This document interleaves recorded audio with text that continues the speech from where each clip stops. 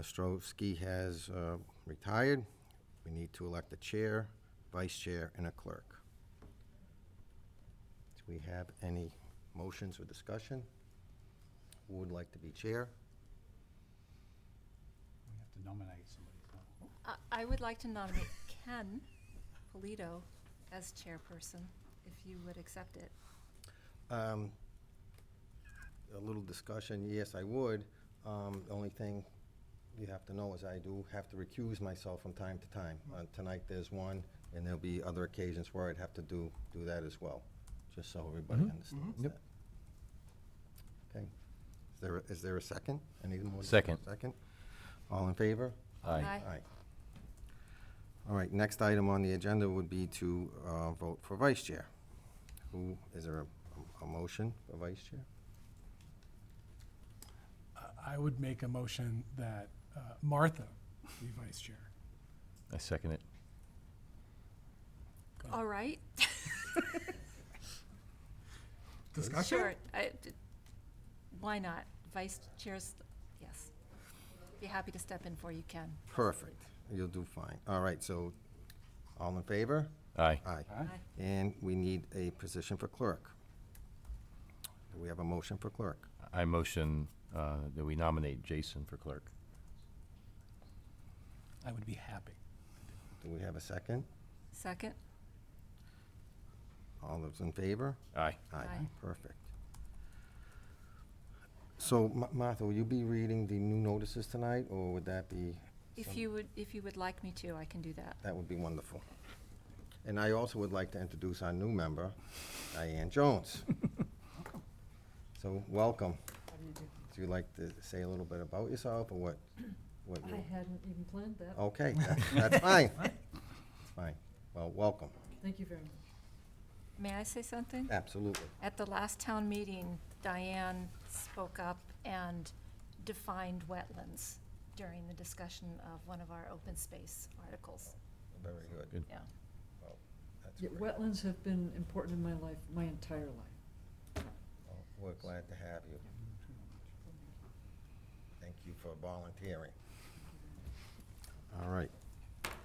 All right, moving on to our hearings. The first is a continued public hearing regarding the request to amend an order of condition filed by Hugo and Miriam Mima, 27 Bayview Drive, for the construction of retaining walls, a patio, a deck, and fences, and removal of trees at 27 Bayview.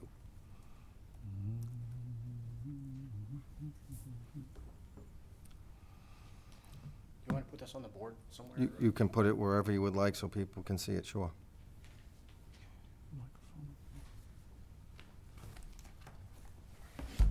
That's fine, yeah, sure. Yep, yep, it's okay. Just, you can sit down at the table or wherever you would like. Well, And then just, can you tell us your name and Yep. your address? I'm Jason Dubois from ZC Engineering and Survey out of Charlton, Mass.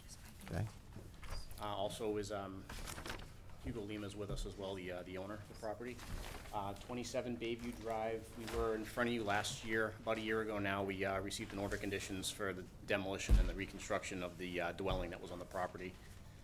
At that time, there was no plan to do any work near the water or in the water side of the house.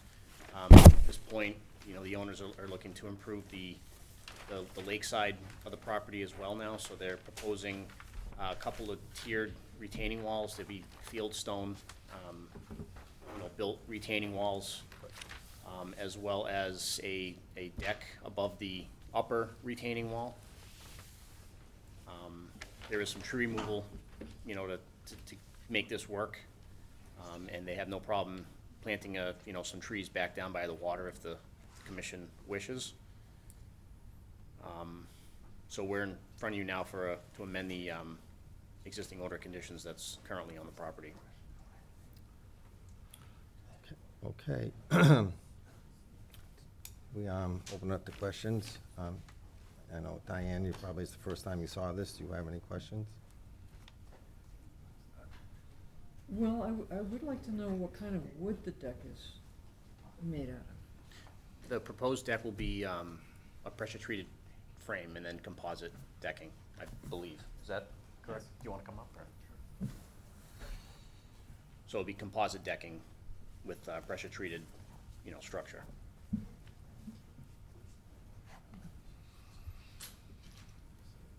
Is that it? Martha?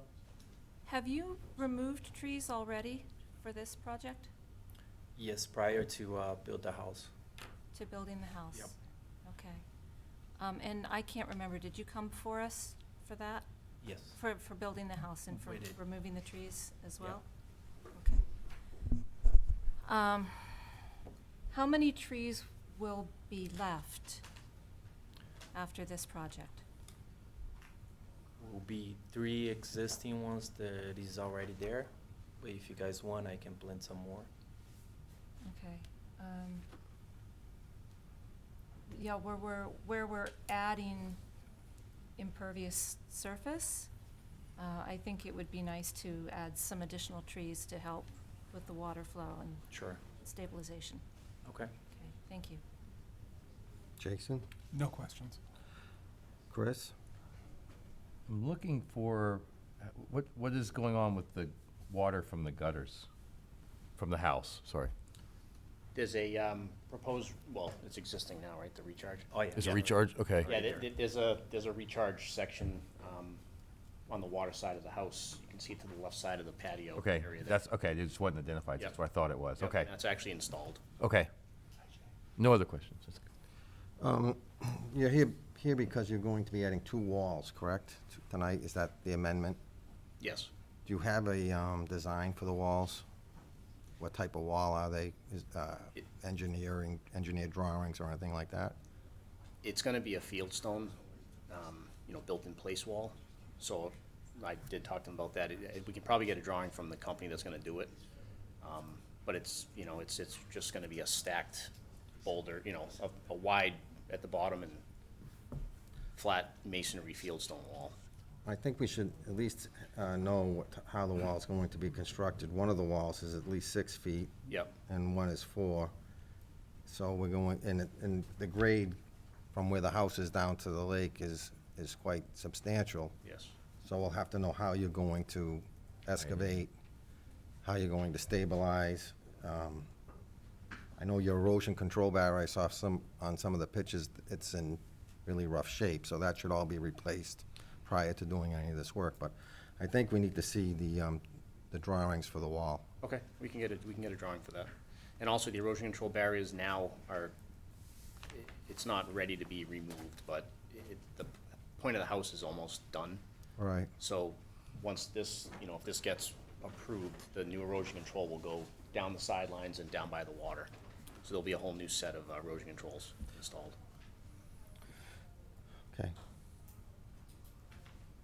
So we're gonna need to know at least how you're going to excavate this, what you're going to do with the excavated materials when you're under construction, what the grading is going to be behind the walls. You need to show some contours or grades.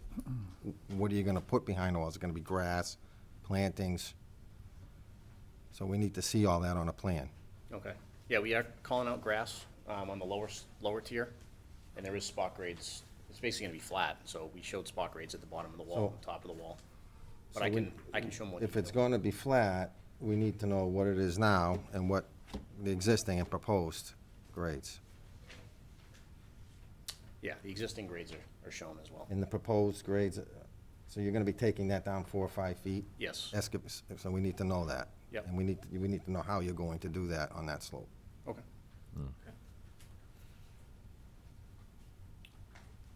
Alea, Andy?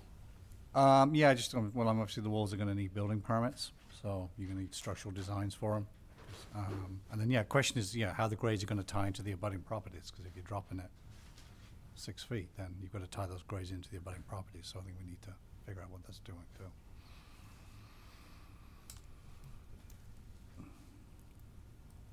Okay. All right. Any more questions? Board? Oh, I had another note. What? The NHESP boundary goes across the thing. I wanted to confirm that you got an updated letter from them saying, hey, this new work is going to be A-okay. I did send that to them. I haven't got a letter back, but I'll Awesome. follow up. Sweet, thank you. All right, any other questions here? Any questions from the audience? Do we have the green cards? I believe so. I think I got them twice. So, we're gonna need some extra information, so you're going to have to come back? Yes. So will you be asking for a continuance? Yes. Okay. So the next meeting's August 15th, Okay. all right? Thank you. Thank you. Thank you.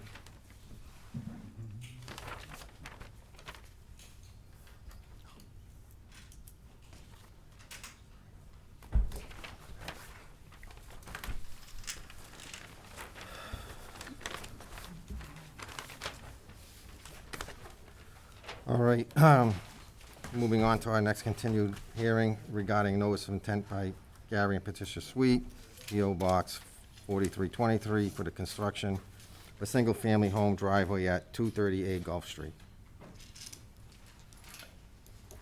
Thank you, Commissioner, you're right there. Appreciate it. Two.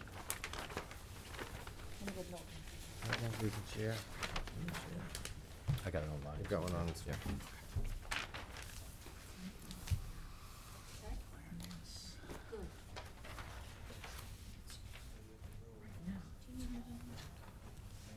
Oh, we're good, we can share. Is that the number? Must be the mic, right? Thank you, when you're ready. Go ahead. Thank you again. Mr. Sweet and I were waiting for the submission of the stormwater to be completed and approved. As that was a reason for continuance. Last meeting, we didn't want any problems with possible revisions to the plan. We've already presented the plan. We did send in a brief discussion of the word "any" in the riverfront area, any consecutive 12 months, but we've gone over that already with the board in explaining that DEP did not issue any comments because this has been accepted, just as in the question at the last meeting by Mr. Jason, was that whether the information submitted was old, but the second part of that answer was old but valid. And if your agent by chance had the time to disseminate that document that I sent out, that would have been fine. If not, well, it'll be reviewed at some point. So the information as accepted by DEP with no DEP file number comments and has been accepted throughout the state is that old documentation is valid, as old as the Constitution is valid, even though it's old, same thing. So we're ready to go forward with the documents that we submitted. We've proven it before in front of the commission.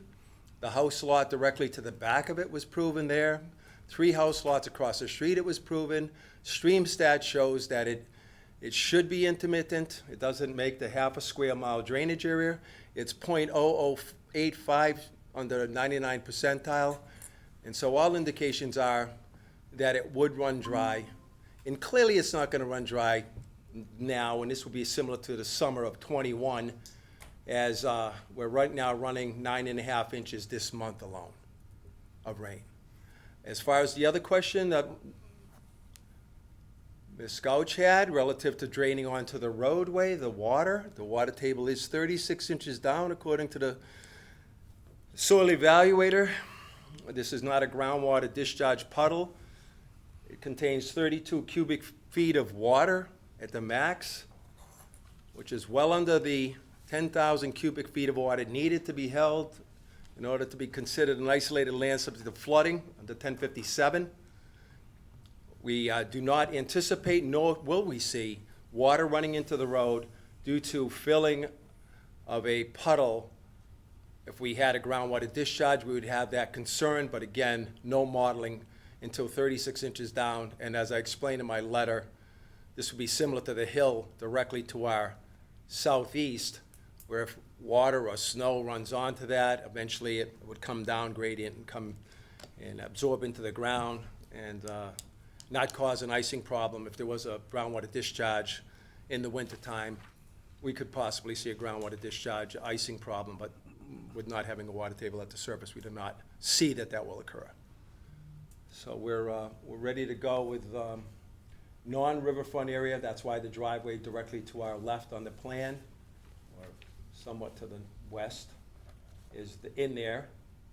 And this, I guess, will be heard in another venue. So we'll take you, we'll answer any questions you might have, if there's any left. Otherwise, I believe we presented the documents already. Mr. Sweet, can I have the stormwater permit approval?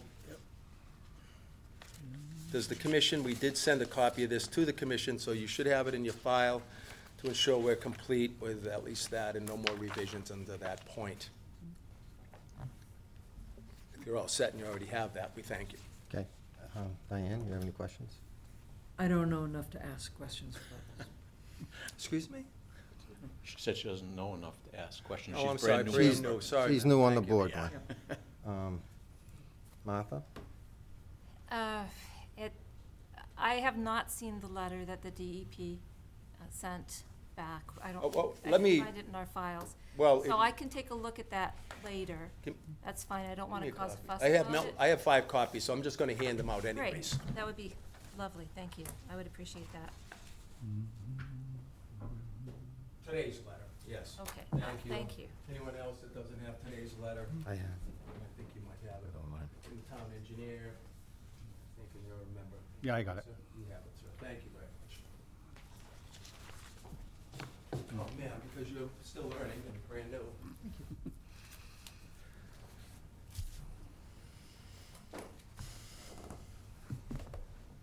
Okay. I will still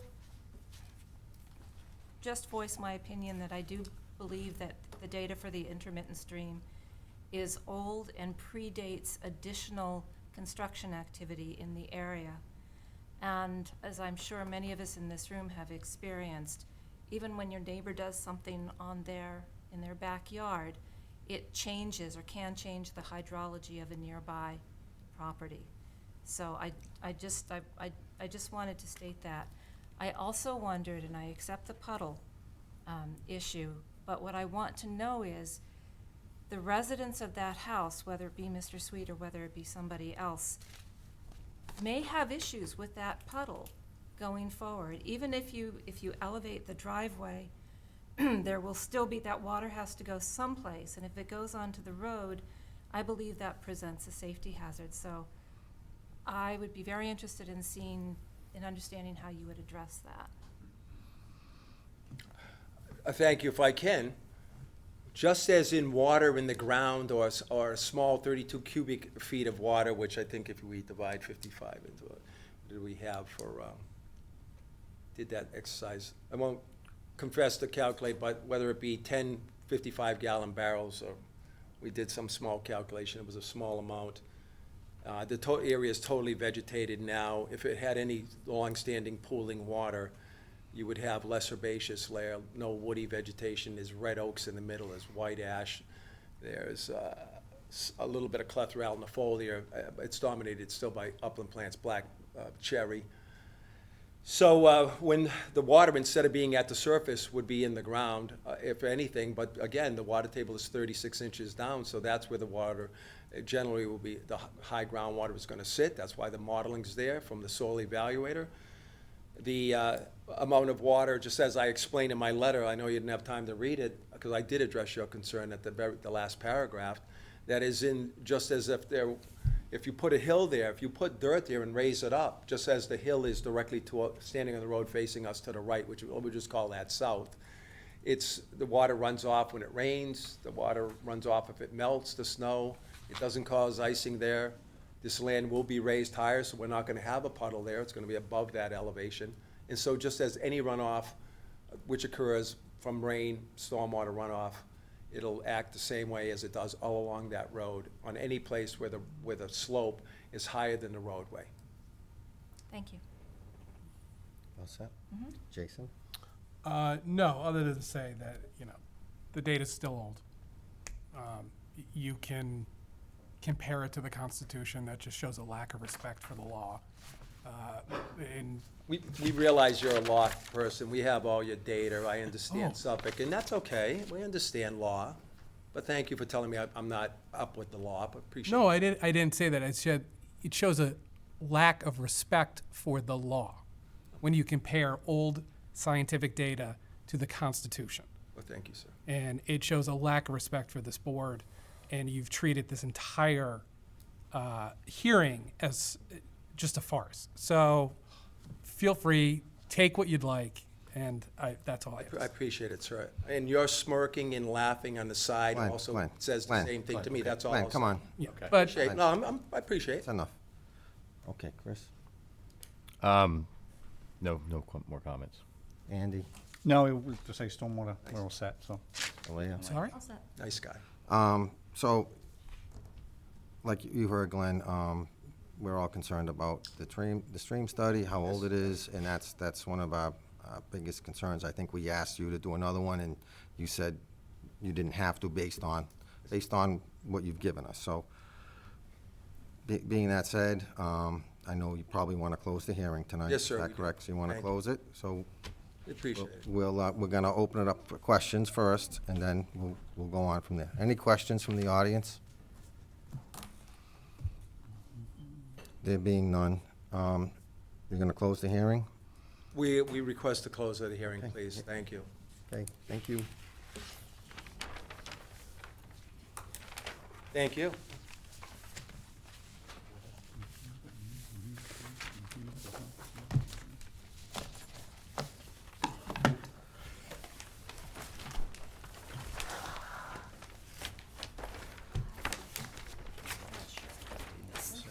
All right, moving on. We have a continued public hearing regarding notice of intent filed by Scott McCluskey, the Lake Quinsigamon Townhome Condominium Trust, 143 North Quinsigamon Avenue, for the removal and replacement of retaining wall, associated site work at 143 North Quinsig. Thank you.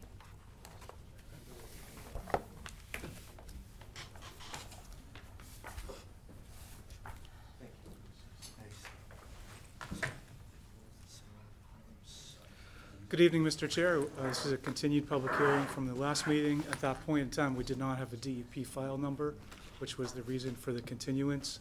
The commission had asked us to consider several special conditions to which our clients agreed. Yeah, I think that's the one thing we were waiting for was the file number. So I did provide evidence to Alea that we found that on the DEP website, that the number has been issued, but we never received correspondence from DEP to that effect. I confirm that that was on the thing and it is reflected on the agenda, so they have been awarded a number. So can you just refresh us, what were the conditions that you added, so everybody knows? The commission had asked us if we would consider special conditions requiring that the wall be staked out by a land surveyor, which we agreed that was a reasonable request. And the second was an as-built plan showing that the wall was constructed as proposed and that there was no net loss of bordering land subject to flooding, Okay. storage volume. Okay. Is that it? Good, Patrick? That's all we have, unless you have any other questions for us. Diane, do you have any questions? Okay, again, this is my first day. I see that there's this 100-year flood elevation at 358.8, right? And we're having increased precipitation in this area over the past 100 years, and it's going to be continuing more so. And so a 100-year flood sometimes becomes like a 37-year flood or something like that. Will that affect this wall? I wouldn't expect it to. The wall has a foundation that's below the level of the normal high water level of the lake. It's designed to be resistant to wave action. It's the reason for putting the wall in fact, is to reduce the erosion that's been ongoing on this property over the past decade. Thank you. Martha? I'm all set. Jason? I'm all set. Chris? Do we have the as-bills on the wall? Do we have copies of them? Oh, they're over here? Okay. With the design? Because, yeah, the design, because there was there's a note I'd made last month about access for animals in and out of the water. About possibly a critter ramp. Oh, we did point out that we were providing stairs in the, Okay. about halfway down the wall, which we felt was reasonable to provide, access for small animals. Okay. Also, didn't you mention too, you would be placing some rocks that were located within Yeah. the lake now? You were Okay. going to move Yeah, them the toe of closer? the wall, yep, for perching, Turtles, yeah. basking type habitat features. All right, I'm all set. Thank you, Kenny. Andy? Yeah, that was the only thing there was a note about adding rocks, so And that's all I had. I think so. You all set? Yeah, I'm all set. All right, any questions from the audience? Being none, I guess we can close the hearing. Thank you very much. Thank you, Mr. Chair. I forgot to introduce myself. I'm Patrick Healy. I'm a civil engineer with Thompson List and Associates.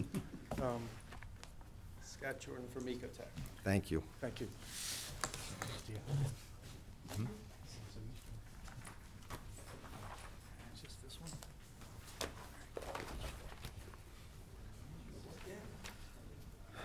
All right, continuing on. We going to do these all at the same time? Okay. Yeah. It only makes sense, we have them on the same side. Yep. I don't. All right, so, But we are continuing lot one. That was the only one. right, so, I'm gonna read it and then we'll just say. Yep, all right. okay. So the continued public hearing regarding notice of intent filed by Capstone Realty, 69 Park Ave, Worcester, for the construction of a single-family home and driveway at 36 Sewell Street, Lot 1. This hearing has been continued to August 15th. We have a continued public hearing for the notice of intent filed by Capstone Realty Trust, 69 Park Ave, Worcester, for the construction of a single-family home and driveway at 36 Sewell Street, Lot 2. We have a continued public hearing regarding notice of intent filed by Capstone Realty Trust, 69 Park Ave, Worcester, for the construction of a single-family home and limited project driveway at 36 Sewell Street, Lot 3. And we have a continued public hearing regarding notice of intent filed by Capstone Realty Trust, 69 Park Avenue, Worcester, for the construction of a single-family home and driveway at 36 Sewell Street, Lot 4. All these will be discussed now as one. Again, Mr. Chairman, I'm James Baker from Hazard Land Design, here representing Capstone Realty Trust. As you noted in the reading, we have asked to continue the hearing on Lot 1. Previously, we showed Lots 1 through 4, all on the same site plan. The applicant is considering what to do with Lot 1, so we are separated it out, took any proposed work on Lot 1 off the plan. Okay. What you have before you is our, I should say, 3 notices of intent filed for lots 2, 3, and 4, all of which would be accessed from the same common driveway, which would have a minor wetland alteration with replication areas immediately nearby. And I just want to point out the differences from the plan that you saw before. Again, Lot 1 being off the plan. Another one is that we added specific care that the driveway, the common driveway up to the point where here where this driveway splits off, and around the driveway leading to Lot 2 would have a Cape Cod berm border to it, and the intention there is so that this water on this portion of the driveway and this driveway Lot 2 can all be collected at a stormwater filtration unit with a catch basin grate top, and that runoff, which we showed before, but we did not have the curb to better ensure that we collect that runoff, and that is going to be discharged to a infiltration structure here with 3 large precast concrete modules in the ground. So that is one change to the plan.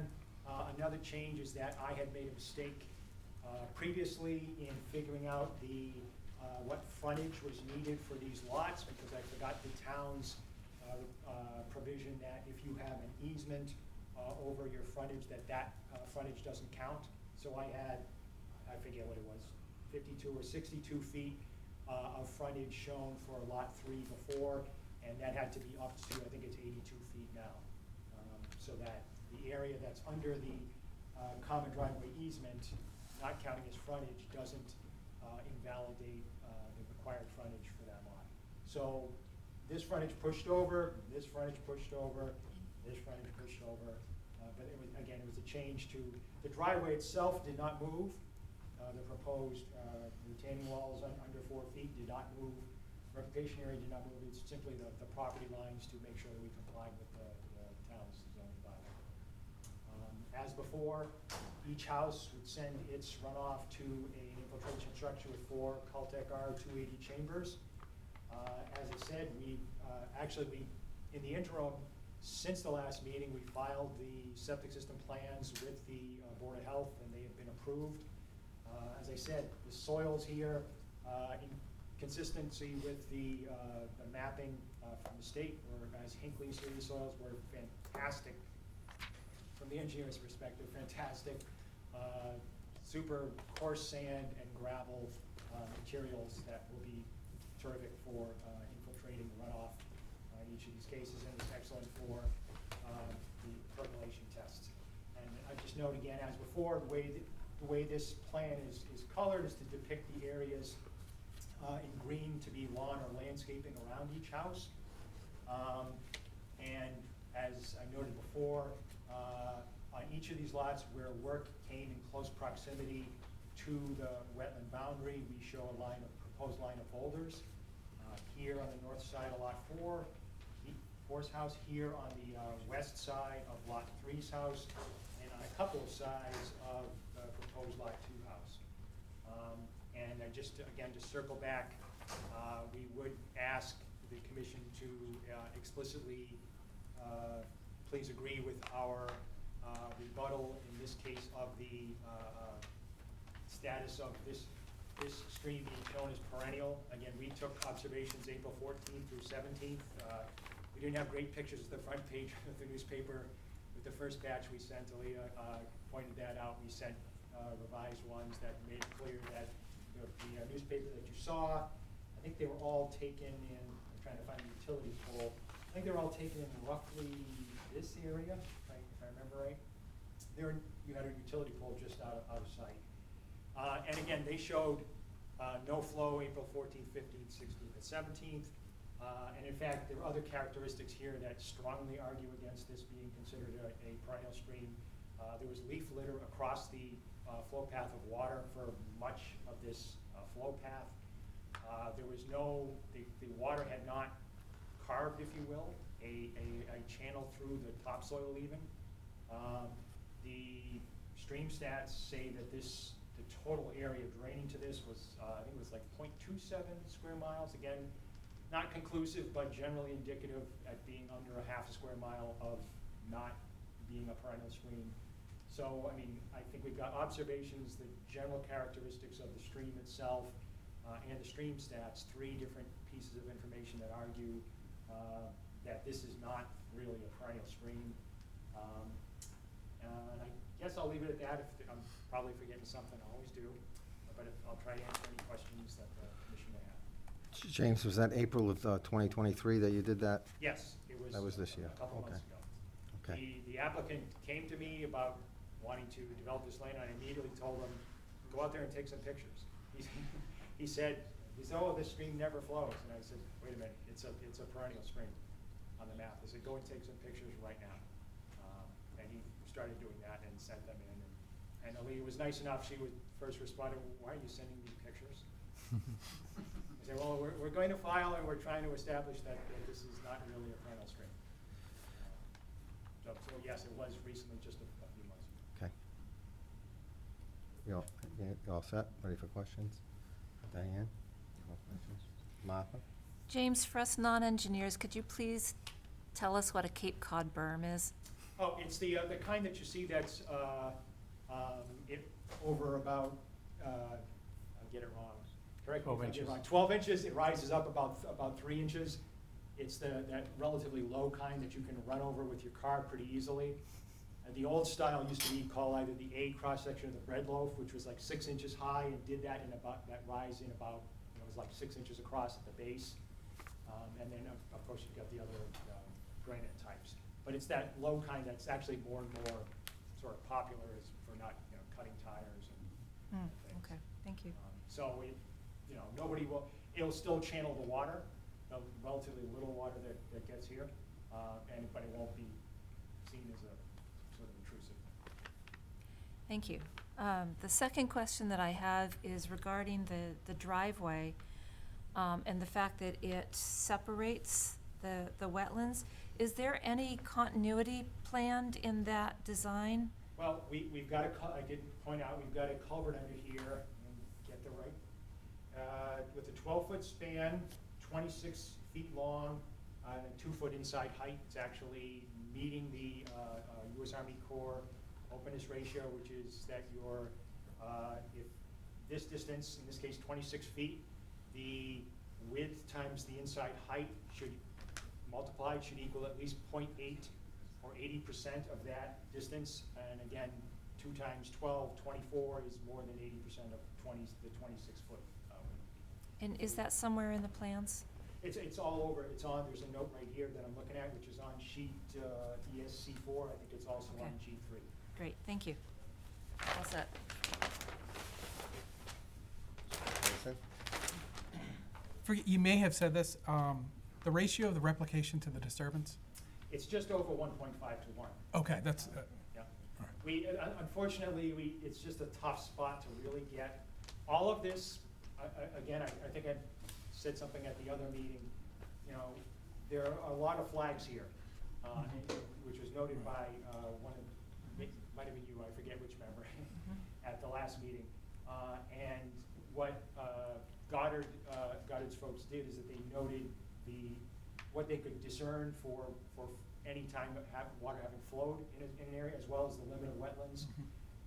And what you see is that in a lot of instances, the limit of wetlands is, even though this is a relatively flat area, is barely beyond the limit of where water has flowed, and that's because the soil that the engineer loves for being such a coarse sand and so gravelly and so permeable is not something that the hydrophilic species really love. So unless there's water there all the time, the species can't get going because the soil in the area won't let it, is seldom saturated. Thank you. Chris? My question was on the replication area as well. So you're holding off on lot 1 right now, right? So are any of the replication areas, how can I say this? Are you replicating something from lots 2, 3, or 4 on lot 1 and vice versa? I haven't done the math yet, this No, check. we had, previously when we showed lot 1 on this plan, lot 1 had a small wetland crossing, it had its own replication Yeah. area. The crossing here is to be replicated by the 2 green and white hatched areas that I'm pointing to. Okay. On either side of the wetland immediately below that crossing. Okay. I'm all set. Andy? No, I think I'm all set. I mean, just a couple of recommendations. So the common driveway needs a special permit from planning board, so even if we're ready to approve it, I think we should probably just keep it open. I'll let the planning board know that we're all set, but, you know, that way if they have any changes. And then the second one, obviously, we'll need official lot numbers for these. Right now, we'll need an A&R for it, so that we can Yeah, set the order. we did get some indication from the assessor because the Board of Health actually asked that same question, said, you know, wait, you want us to approve something that says lot 2 at 36 Sewell Street, which actually 36 would seem to be somewhere over here. And they actually came down with at least, I guess it's a tentative numbers for each of these lots. And just to touch on Mr. Trigger's first point, I was trying to get a filing in before your just past deadline. I couldn't quite make it, and so I sort of exhaled and waited. You'll probably get it in a few more days for the application for a special permit for the common. But I think if the lots are ready, I would recommend you submit the A&R, because obviously when we set up the order of conditions, it's gonna record all the parcels get, you know, we can set up each certificate of compliance, or each order of conditions with its respective lot, as opposed to grouping them all together, which becomes an administrative nightmare down the road, so. I'll have to get in touch with the surveyor. I had made kind of at the last minute, the change to the realizing what I had messed up as far as the findings. Okay. Leah? I don't believe I have any comments. On the replication, do you have what you're going to be putting in there for planting? You have a planting plan for that? And is somebody Yes. going to monitor that for one growing season as well? Yes, I got that on, here it is. It's on D5. D5. The proposed plantings, and the sequence and the wetlands soil profile. And I think I noted the last time, as an engineer will tend to do with drawing something, you take the last time in this case, you drew a wetland replication area and you had the soil profile and you copy that into a new drawing. And we actually changed this one specifically to add extra depth of soil, just because the surrounding soil and the Cedar Horizon is such, again, loved by the engineer, coarse sand, gravelly stuff, but not loved by hydrophilic species. So we actually thickened up the topsoil and the topsoil mixed layer to try and give the plants in there a better chance. And I just want to confirm that the culvert's three-sided, so the bottom is Correct. natural? Correct. Open bottom, and, yeah, exactly. As Lucas said, proposed three-sided culvert, 12-foot span, 26 feet long, 2 foot inside height.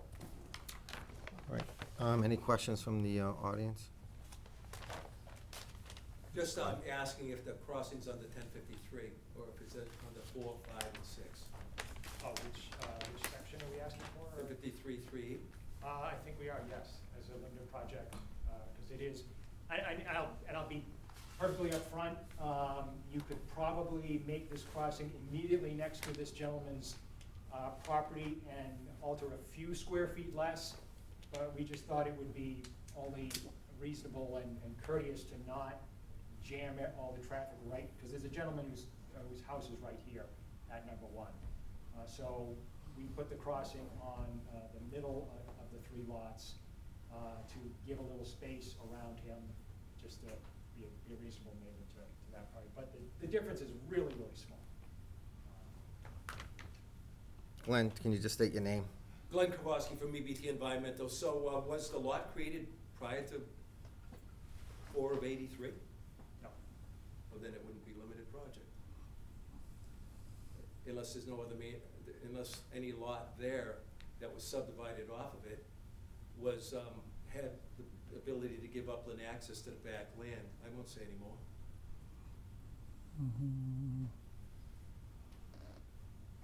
Okay, you all set? Anybody else, any questions?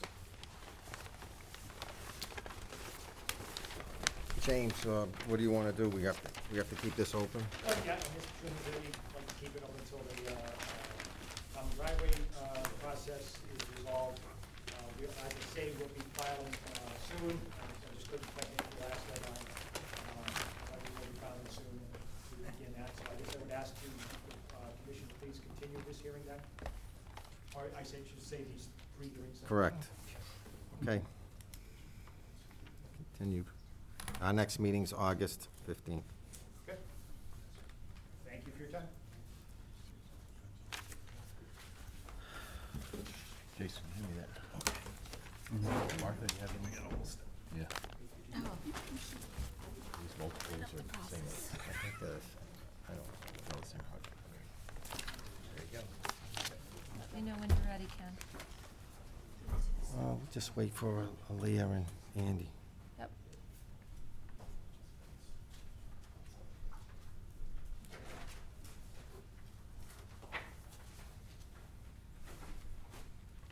Thank you.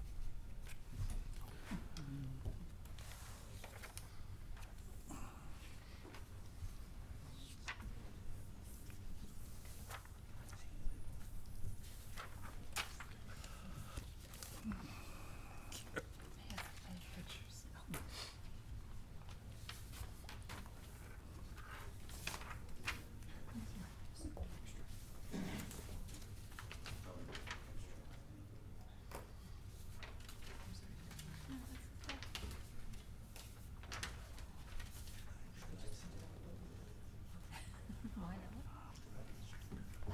Okay, Okay, we have a new public hearing.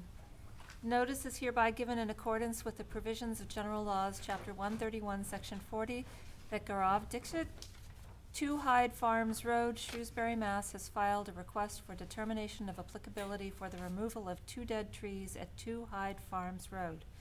A public hearing will be held on the above notice at 7 p.m. on Tuesday evening, July 18, 2023, in the Selectmen's Room at Shrewsbury Town Hall, 100 Maple Ave. is there anybody here for this hearing?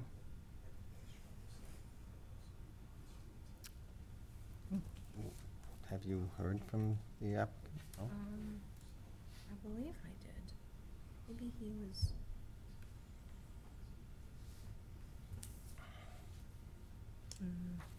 We've opened it now, right? No, I heard from 2 other applicants that they would definitely be here. I have not heard from this applicant. So what do we do with this? Just Just hold it? continue it. Just yeah. continue it? Yeah, we'll Continue. continue. All right, we're going to continue this till our next meeting, August 15th.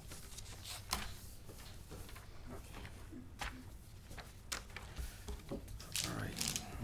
I am going to recuse myself from this next meeting, Yeah, correct? Me as well. All right.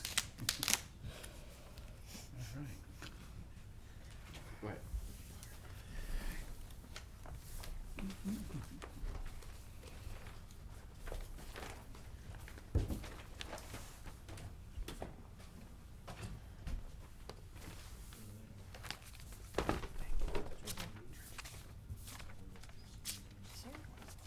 You can help me with this, right? You need the display Okay. I might need it, I might want it. Thank you. Okay.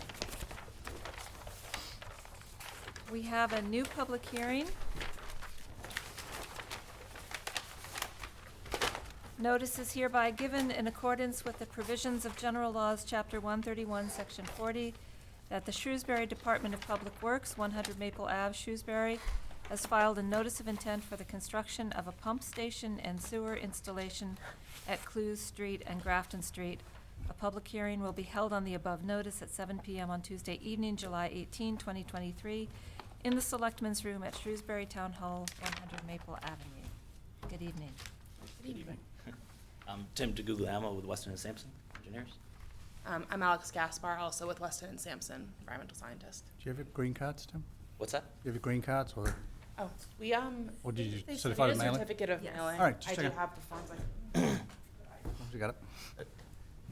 I have a few plans, so. Well, we only have 2 aspects of this project for the permitting tonight. This is part of a larger sewer project the town's doing. And it's to serve portions of Route 20. It's eventually going to continue farther out under a separate project, but this is just Clue Street, and some of Grafton, Puritan, and we're crossing Route 20 through an easement through like Flynn's parcel, if you're familiar with that area. So, and this is kind of a continuation from the project that happened about 2020 that set up the infrastructure that the town could flow to Worcester. I don't know if anybody was on the board then, but there was a lot of force main pipe and stuff like that laid basically from Main Street all the way to the Worcester line. So this is kind of this pump station will pump to that system that was in that.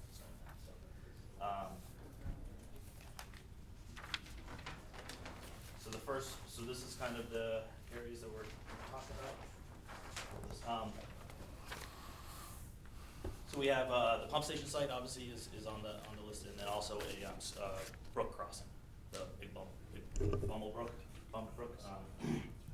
Big Bummit Brook? Bummit, yeah. Yeah, okay. Did I say Bummel? I said Swift, yeah, sorry. So they're very close to each other, and obviously doing a river crossing is going to be a lot of resource areas that you need to identify. So it's on your plan, but it does get a little confusing. We have the wetland flags, the top of bank, blue, the wetland flags are in yellow. Green is 200-foot and 100-foot riverfront, and then orange is the offset from the wetland. So the inverted sewer siphon is going to be below the brook. We have to do a crossing.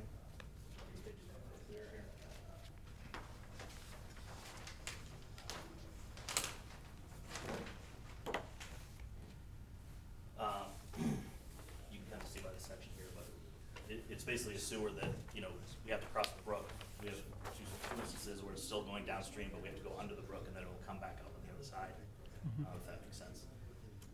It's two parallel pipes. One pipe is enough to handle all the flow. That other pipe is actually a backup in case it needs to be cleaned, or if something happens in that one pipe, it has the ability to overflow naturally to the other one the way it's designed. So we have redundancy in that aspect. To cross the stream, what we're basically going to do is sheet both sides. We'll put a silt curtain up on the downstream side, sheet both sides, and put some bypass pipes to allow the water to flow around the excavation. The excavation will pull up excavate within the sheeting, just the width we need to kind of make the pipes work. We'll stockpile the first 1.5 feet to reinstall after everything's done, so it still has the same bottom. And the intention is to, temporary disturbance of the river, the brook at that point. So obviously we'll have our straw wattles and everything set up in between, after the sheeting goes in. So the contractor essentially would dewater in between the two pieces of the sheeting while bypassing the stream around, the brook around, and through the culvert. There's a culvert underneath the road at that point too, so there's no culvert. I think that's it. Just on that. Do you want me to go to the pump station, or does anybody have questions on this? Why don't we just pause for a second? Does anybody, Diane, do you have any questions about this piece of it? I'm sure I do, but I'm still formulating that. Do you have any questions? No, I just want to be clear. So any soil or materials removed, you're going to put back. Usually we do the first 1.5 feet to get the same substrate. Right. These aren't that deep, and then the rest we will stockpile and Sure. use what we can. Obviously, sometimes when you excavate and then put back, you may need to bring in some stuff. But Right. the first 18 inches is the intention to kind of put back to have the same kind of bottom Same amount. substrate of the stream. And where would those excavates be stored? They would probably be, I don't think they would be able to do it on the side of this road. It's pretty narrow at that street. Right. So the contractor usually gets a storage area close by that they'd be kind of brought to and stored there. Okay. Yeah, I would guess it'd probably be down at the pump station, the other site. Yeah. It's just down the street. All right. Did either of you have any questions at this point? No, I'm pretty well. Okay. Yeah, this is what we kind of call it part of our phase 2 sewer, Route 20 sewer improvement. So this will actually tie into another project that came in last week, which is the section that goes up Route 20 up to the wind development. So that whole section will be sewered. So Okay. Yeah, we're come down Clue Street. We'll serve all the properties that are on septic systems. Hopefully get into the sewer system. Sure. yeah, and we've already reached out to the couple of properties that are impacted as far as sewer easements, and they had no real big questions. So. Okay. So the pump station site is the property Clues in Route 130. Southwest. Okay.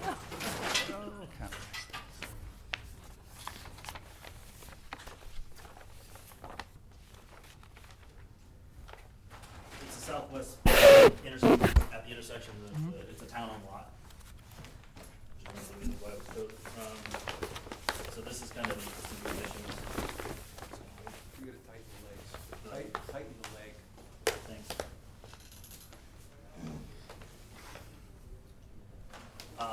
So it's an empty lot currently. The yellow line is the wetland flagged area. We're outside of the 100-year flood zone. It's beyond the wetland, and then there's a 200-foot riverfront crossing the property too. But we will have to remove some trees from the lot to get the pump station in there. They're the ones closest to the roads. I don't know if you can see from the pictures, but most of them are relatively small. There are a couple bigger ones that we'll have to take down to get it back in.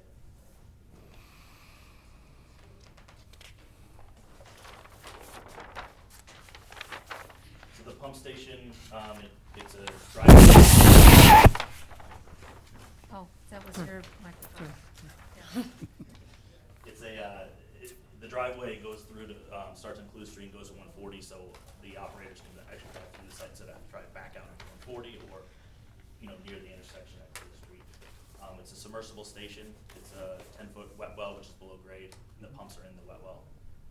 There's a 6x8 valve vault buried too, right adjacent to it, which is the square structure. And then there's a 10x12 precast concrete building that just houses the electrical equipment inside.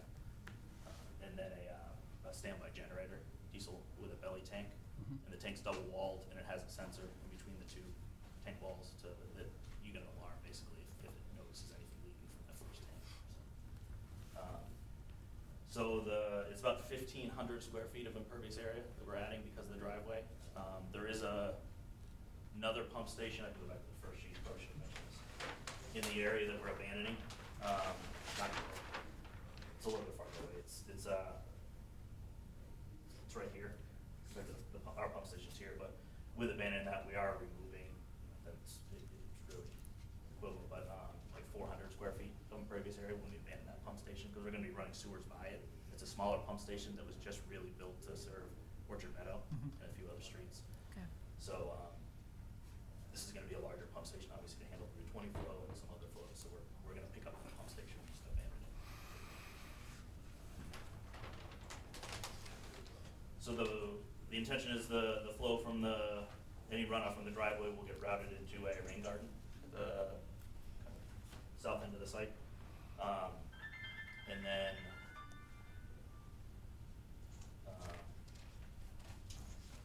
eventually we have a under drain that kind of goes back out and allows it to drain out as well.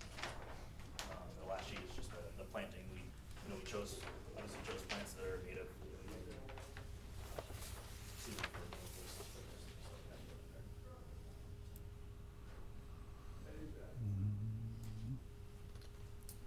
You ready for questions? Yes. Okay. Diane, do you have any questions? Not yet. Jason? No, I'm all set. Okay. Andy? No, we've Alea? The rain garden, you noted that it would be inspected by the town. Do you Yep. do you already have someone picked out for that? Do you it'll be know? us, probably. It'll be us. Okay, Trying to cool. do. Good to know. How long will that be inspected for every month? We submitted an O&M sheet on the thing. I Okay, think it's- perfect. I think it's quarterly, gets inspected for trash or anything like that. And yearly, usually puts out some mulch and then any plants. I believe we Maybe know had- monthly. The bioretention basin and the structure should be inspected monthly, year-round. Yeah, the monthly is more just in case any trash or anything gets in. Okay. I had a question about, I'm sorry, was that it? Yes. Okay. One of the plants that you've chosen is Asclepias tuberosa, butterfly milkweed. Are you okay to answer a question about a plant? I can try, I'm not sure if I'll help that. Okay. Oh. It's a little unusual in my experience to see that in a rain garden, because that's typically a plant that requires dry, sandy, but a lot of sun conditions. So I wondered if you perhaps meant swamp milkweed instead of the butterfly weed. It depends on where you're putting it, I guess. It looks like on the far end, up by the higher contour, so it would be in the higher end, but yeah, it could be something, well, I'll definitely look into it. It's something Yeah, we if can you, look if into. you wouldn't mind checking that. Yep. That would be great. And then I had a question about the timing of this project, Yep. calendar-wise, and how long you might expect it to take.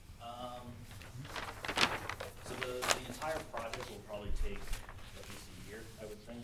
A lot of the lead times for the pump station equipment is long previous to COVID, and after that and all the supply chain stuff, it needs longer. So a lot of times the pumps are 6-8 months you have to wait for to get them. The hope is we would bid this before the end of the year, and then in the spring they may start doing some of the sewer, the gravity sewer, which is not just that crossing. Mhm. It's a lot of other areas too. So the crossing we would obviously try to, for the sake of not have to handling a lot of water, a dry time, and obviously check the weather. The crossing itself for that brook would probably be in the order of like a week to do. So we try to obviously check the weather, make sure we're not getting a huge storm or anything like that. The pump station is probably going to be, generous with this, but fall or winter of next year they'll probably start it. They maybe do some of the structures earlier than that in the summer of next year, but because the concrete structures usually get a little quicker than the electric.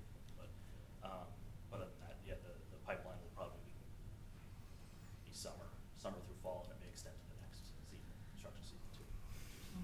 2024, Yeah. we're talking, okay, Yeah. all right.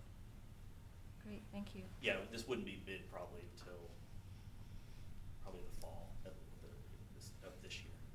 So we bid it, award it, and then, you know, nothing's really gonna get done in the winter, so fall and spring would be the earliest they would start. Okay, thank you. Are there any questions or comments from the audience? Public? Okay. Close it? We I don't think- are I don't waiting think- on We don't have a DEP DEP number. number. We need a DEP number, that's right, okay. So we'll continue until, you're gonna request a continuance until next Yes. month? Yep. Yeah. August 15th? Yep. Okay. Great, thank you very much. Thank you. Thank you.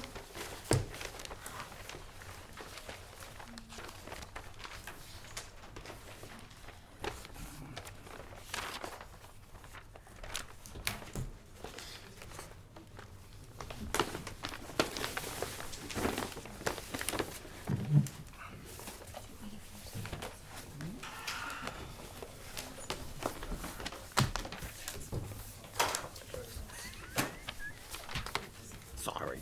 No, it was my fault. I may just need it. Yeah.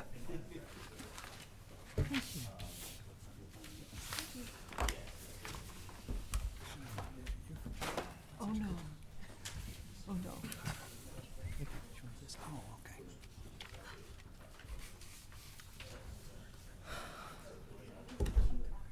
Yeah. Thank you. I know, that's my favorite. You ready, Ken? I'm ready. Okay. I'm not.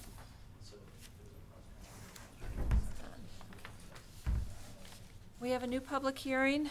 Notice is hereby given in accordance with the provisions of General Laws, Chapter 131, Section 40, that Amara and Omar Mahmood, 284 South Quinsigamond Avenue, Shrewsbury, have filed a notice of intent for an after-the-fact filing for lawn expansion and wetland restoration and shed installation at 284 South Quinsigamond Avenue.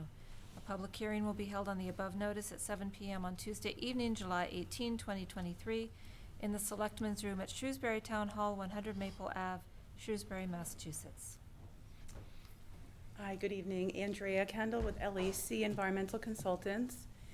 The homeowners apologize for not joining me tonight between a work commitment and childcare issues. They were not unable to join, but hopefully I have all the information I need to facilitate the conversation. So as the commission might recall, this property was subject to an enforcement order for the unauthorized expansion of lawn, which included some cutting of vegetation, placement of topsoil, and then application of the seed mix and as such. So in response to that enforcement order, they engaged with myself. I went out to the site, delineated the BVW, and kind of demarcated where the limit of newly established lawn, i.e., you know, where the topsoil was placed. Determined that a small portion of that did extend into BVW, and then also to within the mapped Zone A, which doesn't have an elevation corresponding to that. It's just what FEMA plops on a map. So, you know, it's approximate. Generally, in the back of their property from South Quinsigamond Ave slopes down to the rear of the site where the wetland is. So there is some confidence that the floodplain is generally, you know, around where it's mapped. So I've prepared and present since revised the original restoration plan that was submitted with the NOI package. So this is the revision that's before you tonight, which included an additional area within the upland, but also corresponded to where that Zone A was. Initially, I kind of just kept it along this lower reach, but based on DEP comment, I included this additional triangular area. So now they're essentially three kinds of restoration areas. So working from the plan left is the buffer zone and floodplain restoration area, and that's an 800 square foot area where that soil will be removed and any lawn that might have established and restored with native shrubs. Those shrubs are included in the planting plan with the package. For some reason, I didn't print that out so I can share that with you, but it is in your package. And I just want to pause in terms of where that Zone A is, it's the striped hatch pattern. So the first polygon includes area of buffer zone and areas of the floodplain.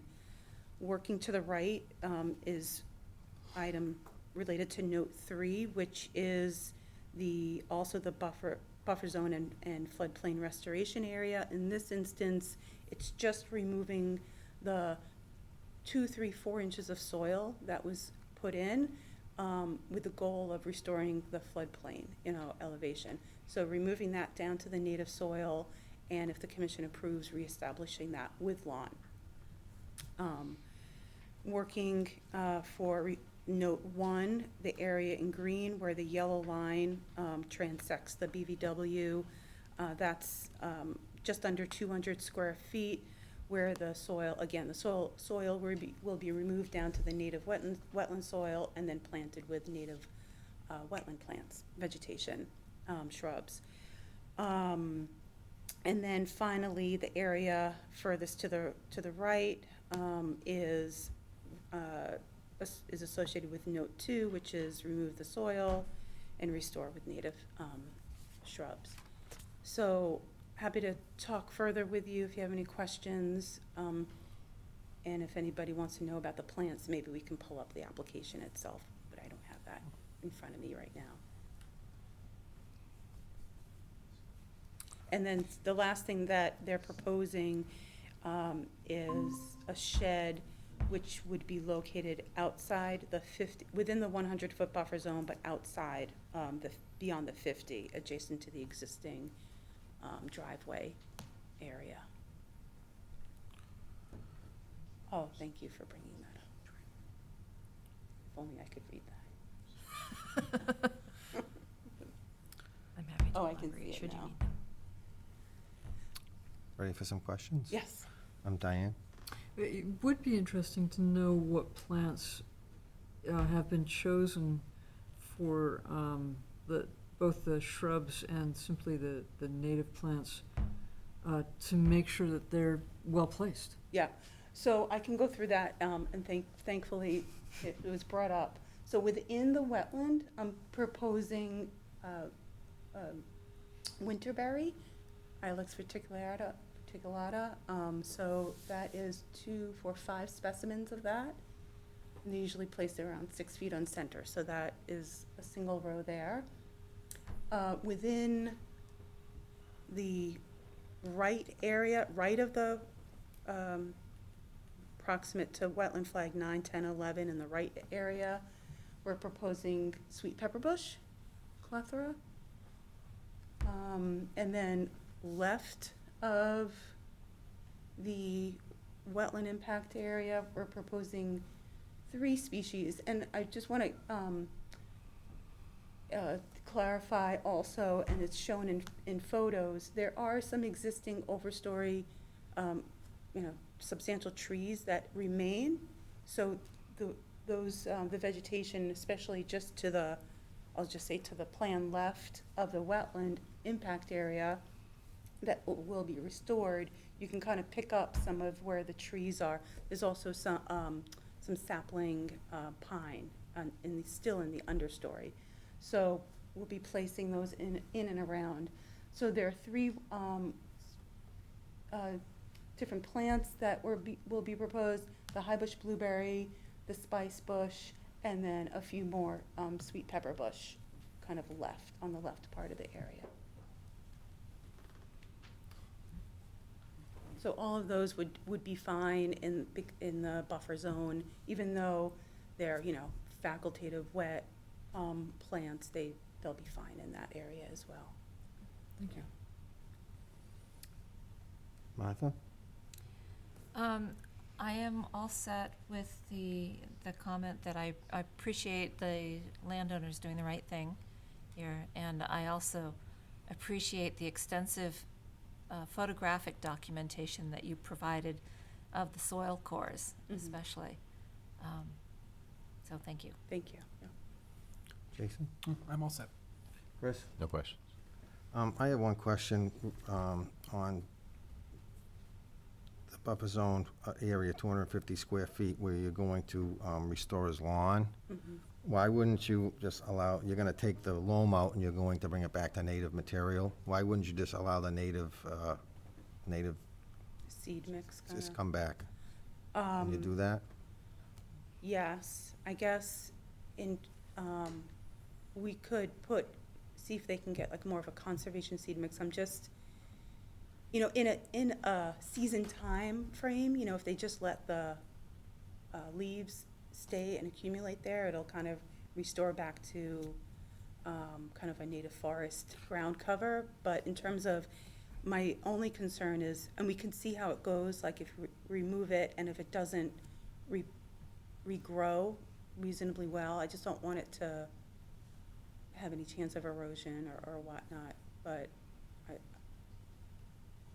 it's up to, I'm happy to have a note to say, just leave it for at least the first season, keeping an eye on it, that I mean, it you could- doesn't. If you put a conservation mix that would grow, I think that would be better than just grass, because I would like to see it just grow up naturally and just go back to the way it was. Okay, so just more naturalized conservation mix, sure.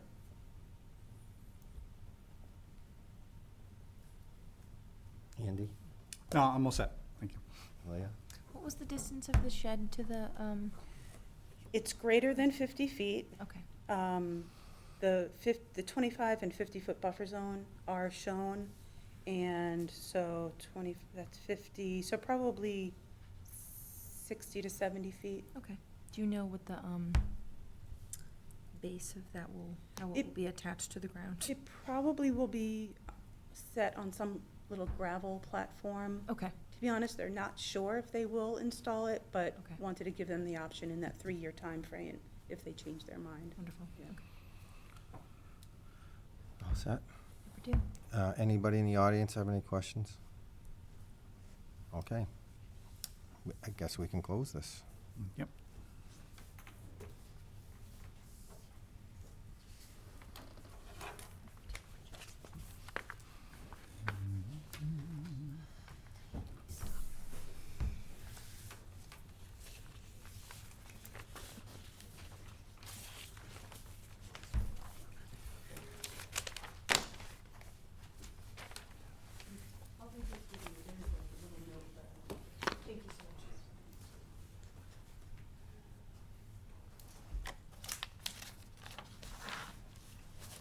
Thank you very much. Thank you. You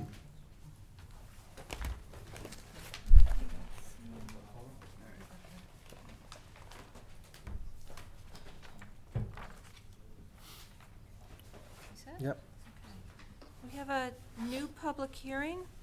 Notice is hereby given in accordance with the provisions of general laws, Chapter 131, Section 40, that Fu Sun Lee, 54 Cherry Street, Shrewsbury, Mass., has filed an abbreviated notice of intent for the construction of a patio area at 54 Cherry Street.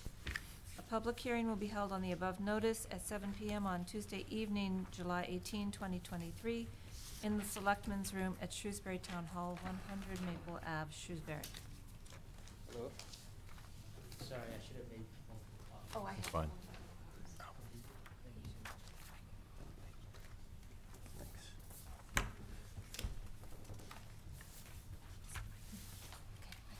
So there's two sheets. So the first sheet just shows the overall, with no edits, so you can see what the edit is now.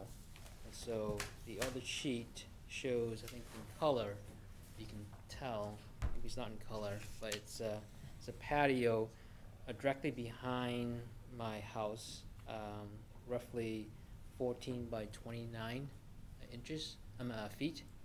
And so you can see clearly the boulders which delineates where the wetlands that I can't encroach from. So it's roughly about 4 feet from the edge of the patio to the proposed patio to the edge of the boulders. And so, yeah, that's my proposal. Planning to dig roughly about 6 inches down, and the dirt, excess dirt, actually I could use on the other area of the house where I need to grow some additional grass, or the existing grass is not really growing very well, but I'm gonna spread that out, most likely in my front of my house, which I need to grow grass. It's not growing very well. Is that it? That is it. Diane? So you're digging down Digging down roughly probably 6 inches. 6 inches. Yep. And are you gonna be pouring concrete or No, it would be all sand. There's no concrete. sand? Okay, Sand. thank you. Stuff that will allow water to seep through. Right, okay, We thank wouldn't you. want anything to puddle up. You all set? Yes. Martha? What will the patio surface itself be? It would be, I took a picture of my front of my driveway. It would be all matched with this Papers, okay. pavers. Okay. Does water seep through those or in Yes. between the cracks? Yeah, water seeps through. It doesn't pull up. Okay. All right, thank you. Yeah. Your standard paver you see in the houses. And Jason? No, I'm all set. Chris? No questions. Can we, on this, can we add Where the soil's gonna go? some wattles or something behind the area where he's going to be working? At least a row of wattles? We'd like to put some erosion control Erosion control? in the area that you'll be working. Probably extend it 5 or 6 feet past the area that you'll be working, or round it into the building, and around that somehow, Andy. Yeah. We should do that. Would you just like wattles, or would you like a wattle and salt fence? I think the wattles would be fine. Just I think the wattles Days would be worth of fine. work to do it, Right. It's like Yeah. these big round things, right? Yeah. Yeah. Yeah. I've seen those before. Yeah. So, I'm sorry, where would you like it positioned? I'll show you. Yep. I would say, from here, I'll show this, give this to Andy. Here. All right, just like that. Okay. So that's about the 29, that's 15, 30, or 30, or 60 feet. Okay, Mr. Chair, I have another question. go right ahead. How far away from the actual wetland boundary is your patio, the edge of your patio? So, You said it was 4 feet from the it's boulders. 4 feet from boulders. And so, is the wetland the dark black line? Yes. So if that's the case, then it's, let me see, for probably about 10 feet, I would say. 10 to 15.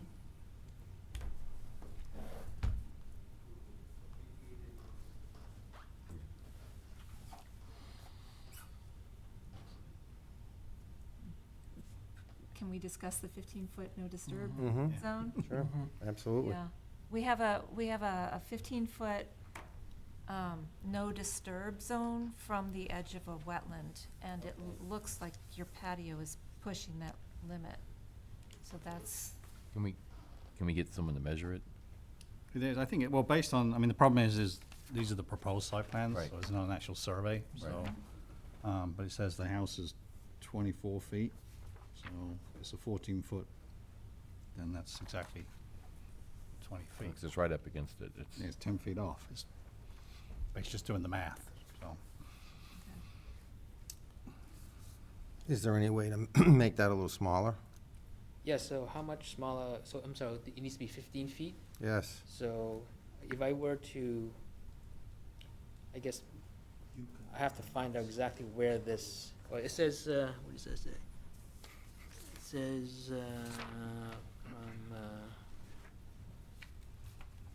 yeah, this is too blurry. I thought there was a map from 15, yeah, it's 24 feet, it looks like. You see it, I can see it from here. It is 24 feet, yeah. It's 24. But again, that's proposed. I don't know what the as-built was. So it's we'd have to- 24 feet. And then we're talking, so I'm at, if that's 14, that's 18, that's 6 feet, yes, 10. So I'm at 10 feet, so I have to cut it back by about 5 feet then, I imagine, Mhm. right? About 5 feet.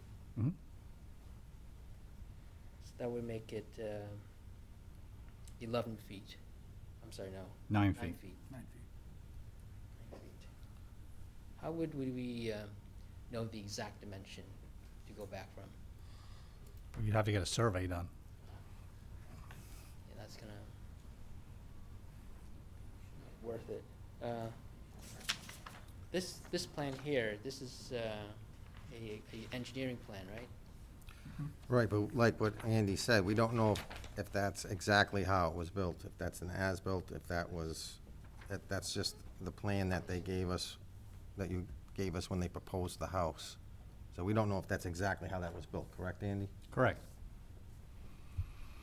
Would the wetland flag still be there? I believe when I did the COC, 'cause it was only last year, I think we issued it, they were still there. Because I remember, so Yeah, it's pretty recent, so. Okay. It'll still be out there. so yeah, the So flagging if- was still there. If they could locate the wetland flags and then measure back to the house, Mm-hmm. would that suffice? Yeah, I can see if we got an as-built. We should have got an as-built. John, we have a comment from the audience. John? Just chime in, they should have a certified plot plan showing the location of the foundation. So then you could overlay that and make sure it's in the exact location where it's proposed, so at least you know where the foundation is, and then you can go work the other way. That could be, might be easier. I'm sorry, so so this is the engineering plan, right? So then, with the foundation, But when the foundation was built, the surveyors come and they locate where the foundation actually is. That's just a proposed location for the foundation, but there is a record of the building department of exactly where the foundation was installed. As built, so that you can pull off of that. I see. Overlay that on top of that. Where would I get that? So we can continue, we'll continue this. I would continue it, yeah. We can continue this till next month if you want, and then you can find some more information, and then you know what the requirements are. We don't want you any closer than 15 feet. 15 feet. And then if you want to reconfigure your patio to show that, Okay. you can come back and show us that. If you want to make it a little longer, maybe, and a little short, a little longer than wide, Right. that So might I'm give you a not, little extra space. Right, I'm not, I guess, limited on the length, left to right, but limited from the Right. depth, right? Right. Right. Which is 15 feet from the black marker. The flag, whatever the flag is, if you can find a wetlands flag and measure over, that'll give you your, Right, or the other alternative is to get the get the plot, the plan. building department in this building? Thank you so much. All right, so you'll continue this. The next meeting is August 15th. Will you ask for a continuance? Yes, I guess I will. Okay. Thank you. We'll see you then. Okay.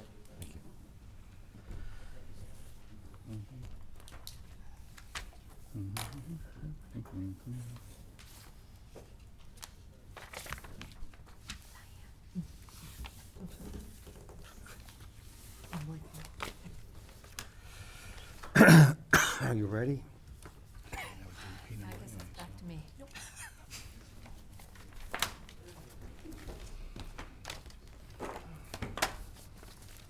Okay. We have a new public hearing. Notice is hereby given in accordance with the provisions of General Laws, Chapter 131, Section 40, that Lisa and Stephen Turnblom, 199 Gulf Street, Shrewsbury, Mass., have filed a notice of intent for the construction of a single-family home septic system and stormwater systems at 195 Gulf Street. A public hearing will be held on the above notice at 7 PM on Tuesday evening, July 18, 2023, in the Selectmen's Room at Shrewsbury Town Hall, 100 Maple Avenue, Shrewsbury. Thank you for making sure that's sturdy, Glenn. Yes. I might ask, though, that Is it it all be good? on the screen, if possible. Yes, I can do that. These are the same. Those are the same, those are the different documents. Okay, all right, so this goes with that. Pull it up. This goes with the other one. I only had 2 of everything, Okay. so. And here's 2 more.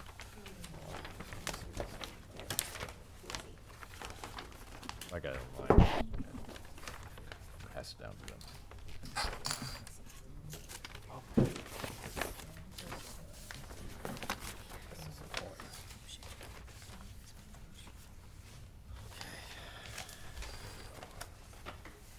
Ray, you ready? Good evening. Again, Glenn Kowalski, thank you for EBT Environmental Consultants, Inc., and Mr. Steve Turnblom. Appreciate you hearing us. We might ask if it's possible, I think your agent is putting it on the screen, thank you.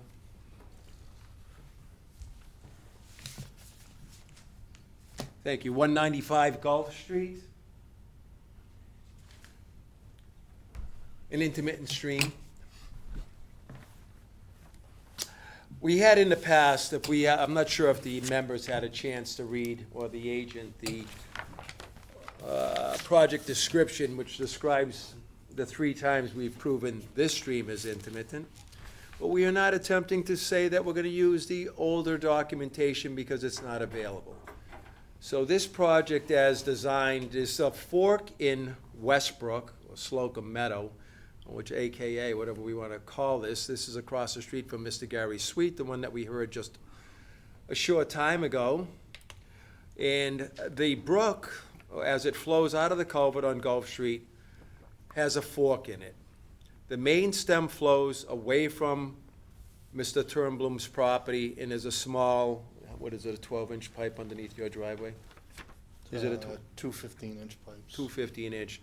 So there's a fork in the brook right after it comes out of the culvert, approximately, let's just say it's 100 feet down, and it forks. The main flow is to the right if we're facing downstream, and the side flow goes underneath Mr. Turnblom's driveway, but it's both part of the brook. Eventually, the system that's shown on the plan, which we're asking to alter 582, if I recall, square feet of the outer riparian zone, it just touches through.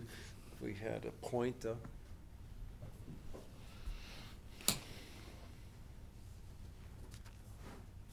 The riverfront area is flagged out here. This is the arc coming into this corner. I believe off the top of my head, 582 square feet of alteration of the outer riparian zone right here. And there's the 100-foot wetland buffer, the 50-foot, the 30-foot, 200-foot riparian zone, the 100-foot riparian zone. There's an isolated upland sitting off just at the edge of the property. This is the property boundary.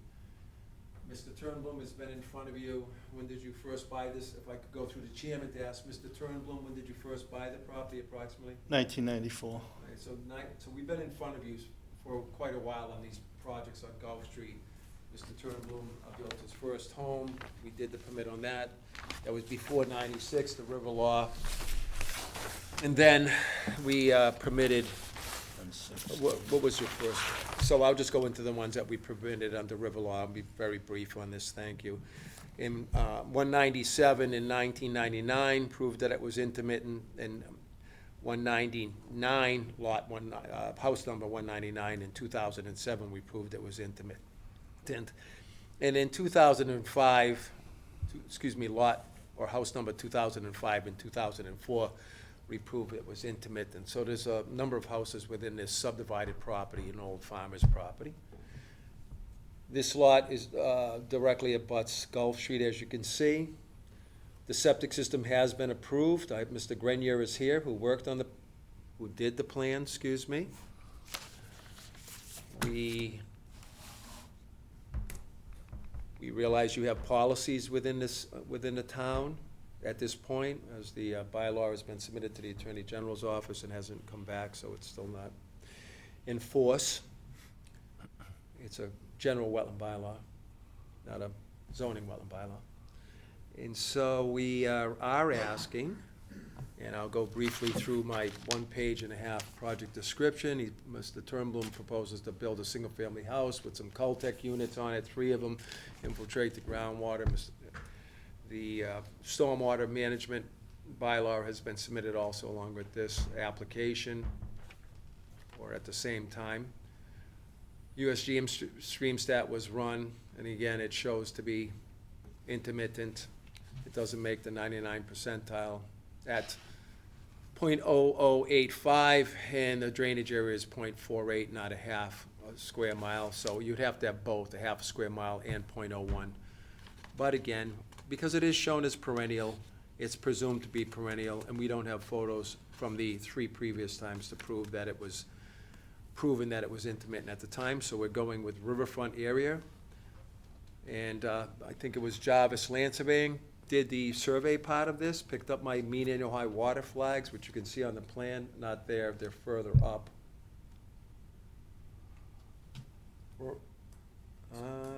Even further up. Ooh. Yep, there they are. That arc, right below the north-south arrow, that's the MHW. You can go out there and it arcs into, and that's where we get the 100 and the 200-foot zones.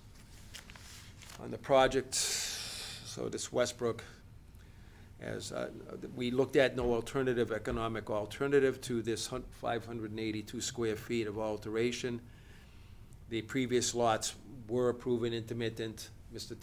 Turnblom sold off the other lots within here while it was determined to be intermittent. This is the last lot, if I'm correct, left out of the, how many lots did you have in here, if I can go through the chairman, approximately? 8. 8, thank you. Some of them were frontage lots and some were back lots, but all A&R. Yes. Thank you, through the chairman. And so and there was a 50-foot front yard setback, so that's where you see that front yard setback on the structure is put at 50. And there is a request in here under 1055 4B 1 through 7, 310, to ask to alter the square footage of wetland, which that square footage is 1,047 square feet of BVW, with a replication of 1,096 square feet of replication. We've added a replication detail, if we could, just to the lower left of the plan. That it's part right there. And that goes into how we build these. This was originally in 87, I designed this first replication detail, and now this is a 2007, and it's around the state for how you replicate a wetland. That's where it came from, and in fact, it was Fran Zaretti, if we remember the old name, who actually asked me to do this back then. We have the planting scheme, or the red maple, and the high bush blueberry, common winterberry, northern arrowwood, cinnamon fern, and wet meadow seed mix, and New England wetland plants, and I would be overseeing the replication area.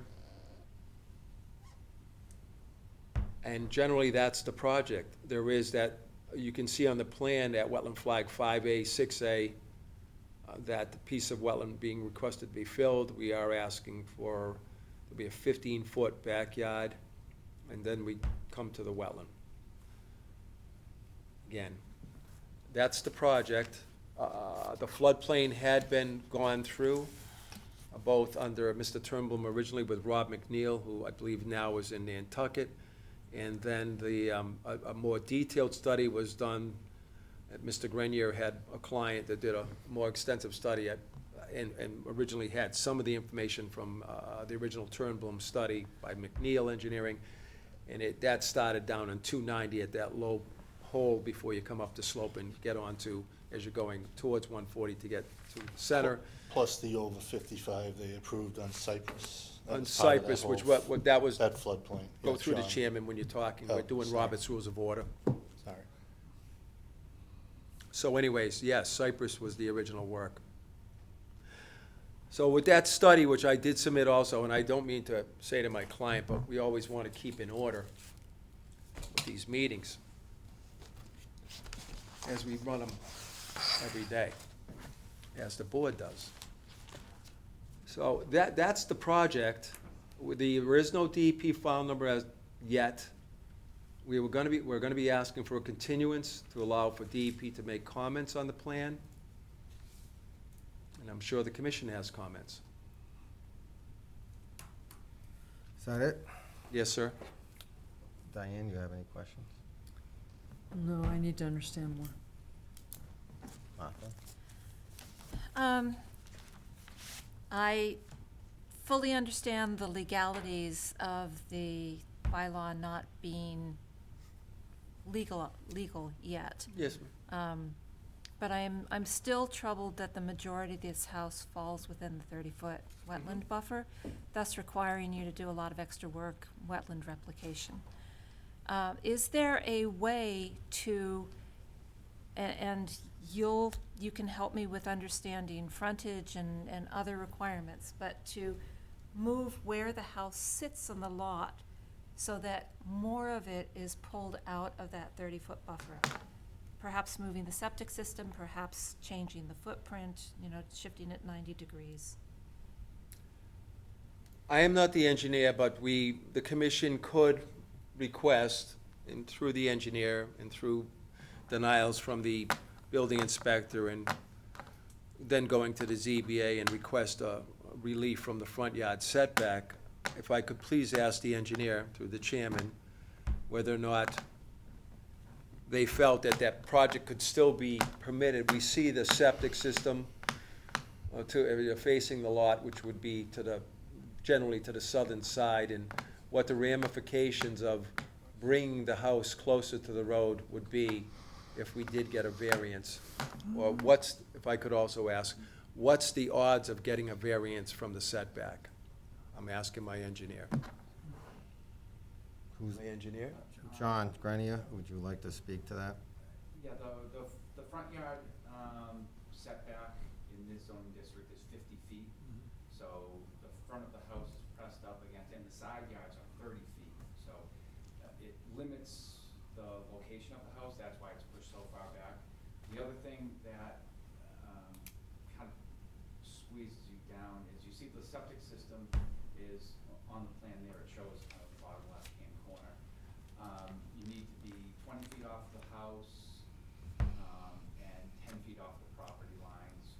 So under Title V, under new construction, under Title V, they don't allow for variances or relief from Title V for new construction. So that's where we located it is kind of where it needs to go, and topographically, because of the elevation of the groundwater, it would end up, you'd have to raise the elevation even higher in the front yard, then you'd have to raise the house higher. So tucking it off to that front left-hand corner was really the best location for it. Otherwise, if you start to raise everything up by shifting the elevation, it starts pulling everything out of the ground, then you end up with retaining walls that are even higher. So this is a 2-bedroom house. It's obviously not a large house.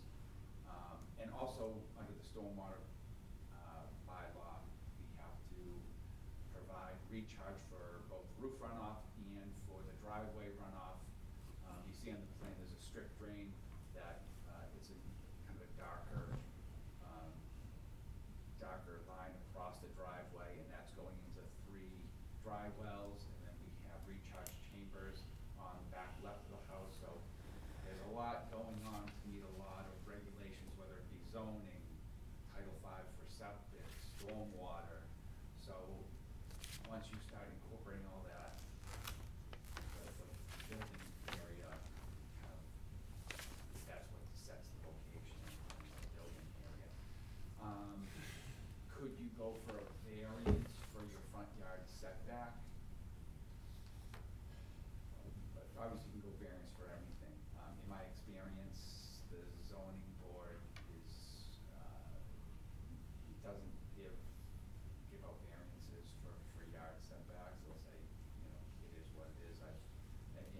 experience, I haven't seen really anybody get variances for yard setbacks for new construction. So that's kind of how we ended up with what we end up, and granted, it's tight, we have retaining walls where we've got, some wetland fill and replication, a lot going on. And again, it's for a two-bedroom house, so it's not a monster of a house, it's a lot, it's a buildable lot. We're kind of trying to work the best we can with what we got, instead of long short. Okay. Thank you. Thank you. I'm all set. Jason? I'm all set for now. Chris? No questions right now. The replications. Yes, sir. You usually ask for 1.5 to 1, and you don't have that. 1.3 or something. We understand that policy. We're limited to the amount of area we have to replicate, unless we go back to this. The problem with the rock pile in the back, which some of it is upland, but as it says on there, rock outcrop. So the state regulation is 1 to 1. We just exceed it, and so we are meeting what the reg is. All right, and do you have a design on all these walls? Mr. They're gonna be a block wall, and they'll be designed by the block guy when we do them, and we'll submit, the engineering plan for them. Yeah, we need to see the design on the plans before we can. Yeah, we could do that. We can get And again, it's in the whole house is in the 30-foot buffer. Mhm. You're building the whole house, and that's our policy. Yep. I know, Glenn, that you said that we don't have our bylaw in effect yet, Right. but we've had this policy in effect for some years. Yes, sir. And this is in blatant disregard of the policy.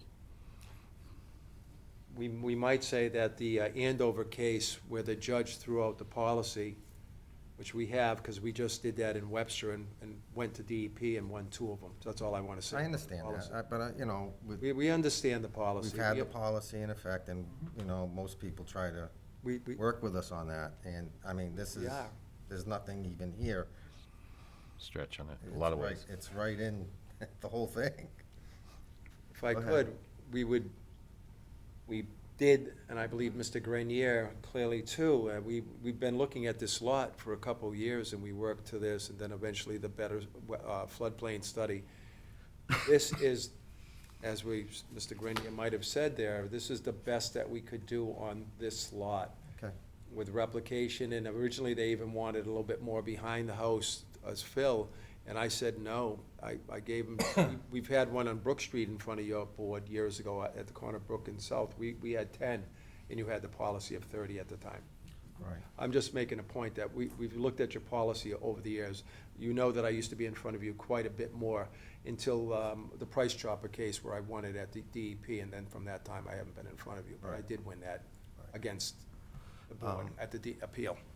Okay, Andy? Has a stormwater permit been applied for? I didn't see anything on file. So, The, We have the paperwork together, but that, I think we discussed it, it hasn't been filed yet. I just looked on this, okay. Paperwork together for it, though. All right. So we still have to do the stormwater review. and through the chairman, if I could, Mhm. we'll submit it Yeah. within a couple of days. We have the application. I put it actually in my file. I wasn't sure, I didn't realize it wasn't given to the engineer. We'll get that immediately to the town engineer. Leah? I don't think I have any questions right now. All right, so you're going to ask for a continuance? We are requesting a continuance, please. Did you want to take public comment? Yes, I'm sorry. Anybody in the audience have anything to ask? Any questions? All right, so you'll ask for a continuance, okay? Please, sir. August 15th. Thank you. Next meeting. Thank you. Thank you for your time again.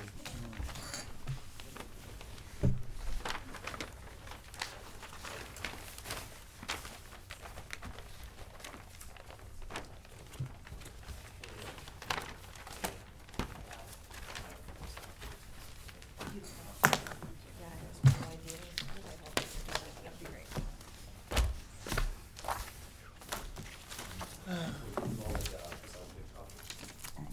We can share with one of us. He probably has more. Oh, okay. Okay. I can share this? Yeah, we'll.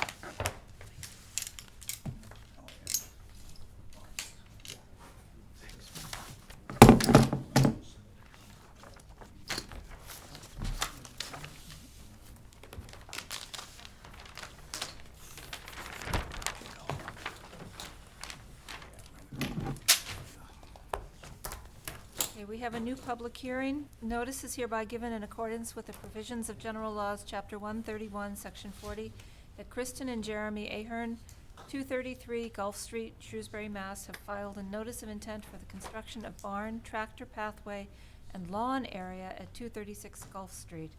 A public hearing will be held on the above notice at 7 p.m. on Tuesday evening, July 18, 2023, in the Selectmen's Room at Shrewsbury Town Hall, 100 Maple Ave, Shrewsbury, Mass. 01545. Thank you, and good evening, everybody. For the record, my name is Paul Chisholm. I'm a professional engineer with Keach Nordstrom Associates. The applicant is, as you mentioned, Jeremy and Kristen Ahern. Unfortunately, neither of them are going to be in attendance tonight. Jeremy is driving down to Pennsylvania on business, and Kristen is home with the family. The plan before you tonight is a wetland buffer impact plan. Do you have the certified mailings? I don't have paper copies with me. I do have an electronic copy I Okay. can email you right now, but I'd also, we don't have a DEP file number, so I'd be happy. Yeah, to- okay, that's fine. Yeah. Oh, I'll you get just- them to you anytime. So the project before you is a proposed barn expansion. Mr. Ahern owns and operates a tractor dealership. The lower level of the barn is basically to house a tractor for him to use. It's a small Kubota VX something, which he currently has on the property and parks in the garage on the existing house. And the top floor is really kind of more of a kind of expansion of space, just another room for them to use. That's going to be on kind of the backyard level of the property.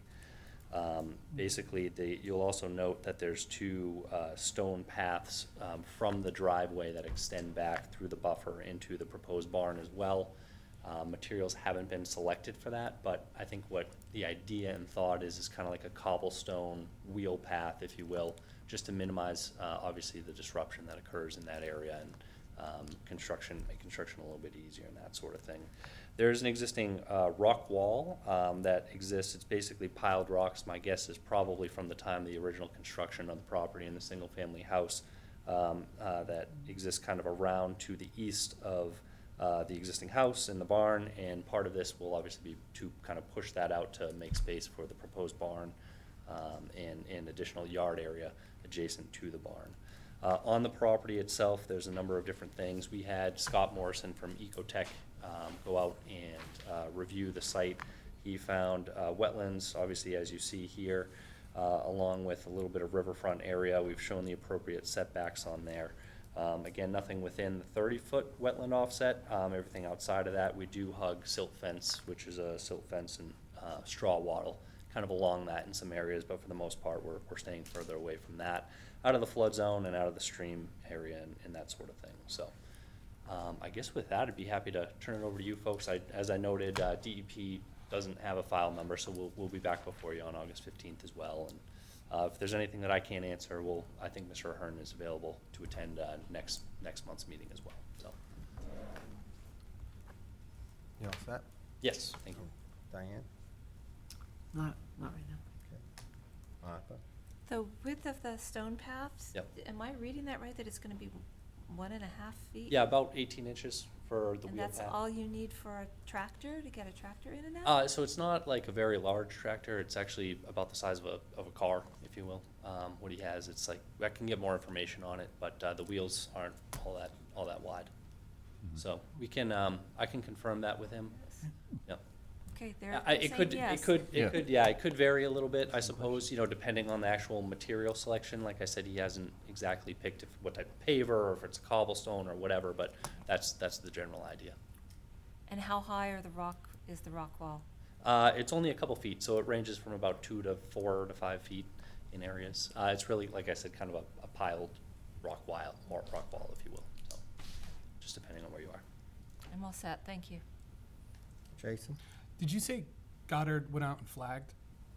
Scott Morrison from Or Ecotech. Scott Morrison? Yes. From Ecotech? Did Yes. he, so these are new flags that he? Yeah, I believe his report's actually in here. I think it was from, he might have gone out there originally in 2017, I believe, and I think he went back out in May 21st of 21. Okay. Excuse me, April 30th of 2021. All right, and forgive me, I haven't seen his report. Yep. Did he denote at all if this was a perennial or an intermittent stream? Let me check on that.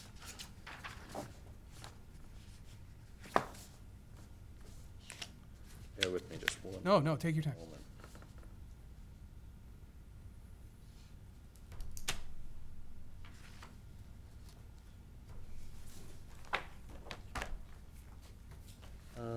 He says, based upon a review of the current USGS map, a stream that is shown as perennial is located in the eastern portion of the site. Streams that are shown as perennial on current USGS map are designated perennial under the Massachusetts Wetlands Protection Act regulations.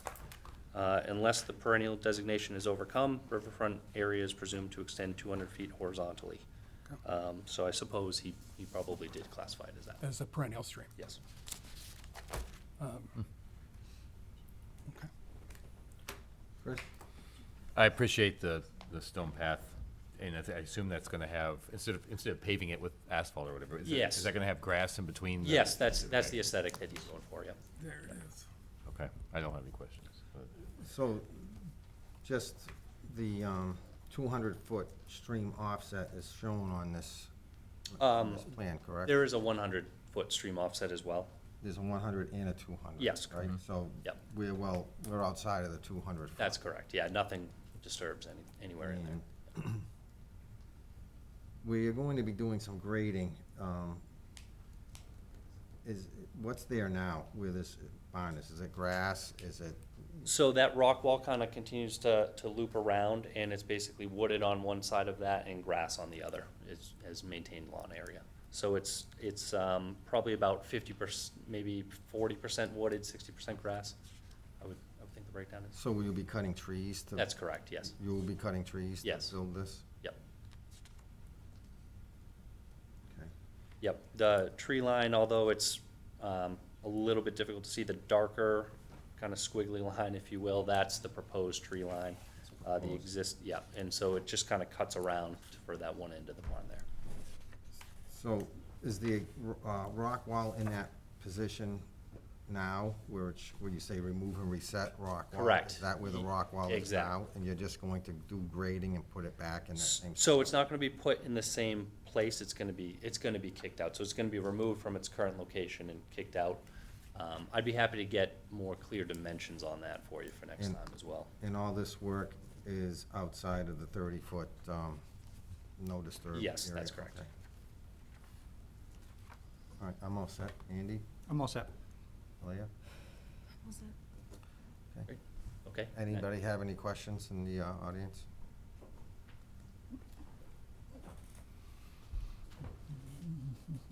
Hi there.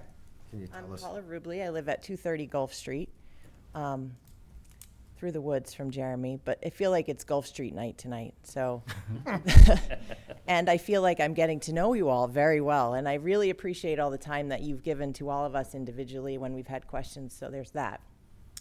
The question that I have about this is, are we talking about the same stream that we're talking about in 230 that they're saying is intermittent? 230A is intermittent. Is this the same stream that they're talking about as being perennial? The answer is yes. Okay, so I want to say that I heard that and that you all heard that, and then we go from there. And to your question, that's why I asked the question. This is the exact same Okay. stream with updated data from 2021. Updated data is wonderful. That's showing that it is a perennial stream Yes. rather than an intermittent stream, as Okay. 230 had claimed. Okay, thank you very much. And again, thank you all for your time. Thank you. Thank you. And just a little bit of extra information on that. In the Ecotech report, that is page 3, and it's the middle paragraph that really kind of documents how he came to that conclusion. If Go you ahead. may, Go right ahead. Andy or Aaliyah, I think that the previous applicant on 230 and their environmental engineer should be made aware and put Notified, on yes. notice Okay. that there was a study done, data from 2021, that it is a perennial stream. I will be sure to pass that along. Thank you. Okay, Okay. so, anything else from anybody? So we are going to be back. It's continued. Yep, I'm more than happy to request it continuous to August 15th. And then, yeah, if you could just tell us what the stone path is gonna be. Absolutely, yeah. 18-inch Yep. stone path would be. Yep, so I've got, I'll indicate how much we're kicking over the existing Yep. stone wall, and I'll get some more information on the stone paths. Okay. Okay? All right, Thank you very thank much. you. Appreciate it. Have a great evening. And then if we could get the certified mail. And certified mails, yes. Thank you very much.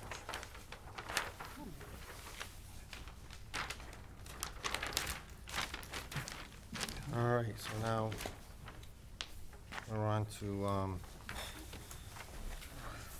sign orders. No, No? I have one, and that's all I need. Oh, 3 of those, yes. All right, do we have, is there somebody here for this? While we're digging that out, is there somebody here for this affidavit? What's this Yes. affidavit? Can you want to explain that? Yes, Mr. Attorney Record's here, so. We're gonna skip along a little bit. Want to do that one now, then do that? Let's do that. Might as well do All right, it. that's They're fine. Yep. waiting, there's nobody else here. That's fine. Thank you, Mr. Chairman. Members of the board, nice to see you again. Nice to see you, Congratulations, Counselor. Diane. May it please the board, my name is Richard Ricker, for the record, and I'm an attorney here representing Stephen Anderson, who owns property on Gulf Street.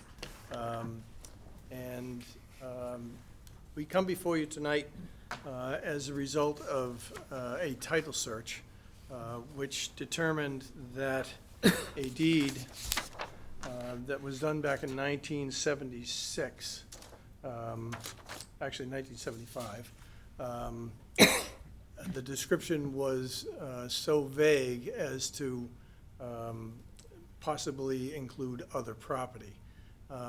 The history of this is, if you've had a chance to read my letter to the board, the history of this is that back in 1975, the Conservation Commission purchased from the Andersons, which was Sylvan Homes at the time, which is their old corporation, 16 acres of land for $8,000.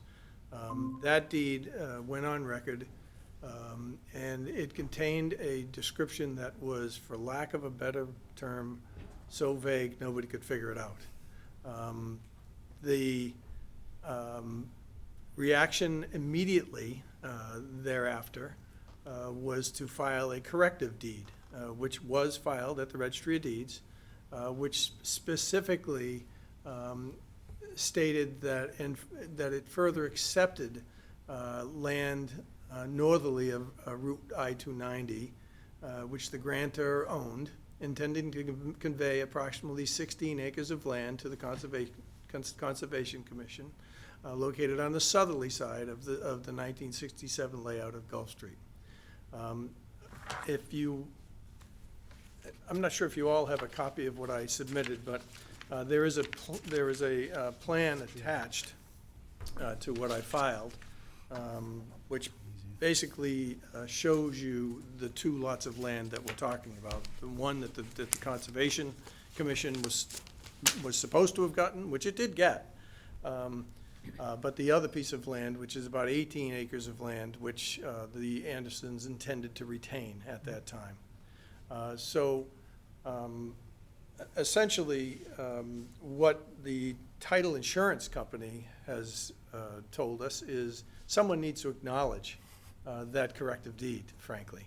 And someone needs to acknowledge that the Conservation Commission got its 16 acres of land by that deed for the $8,000, but that you acknowledge that the corrective deed essentially corrects the problem.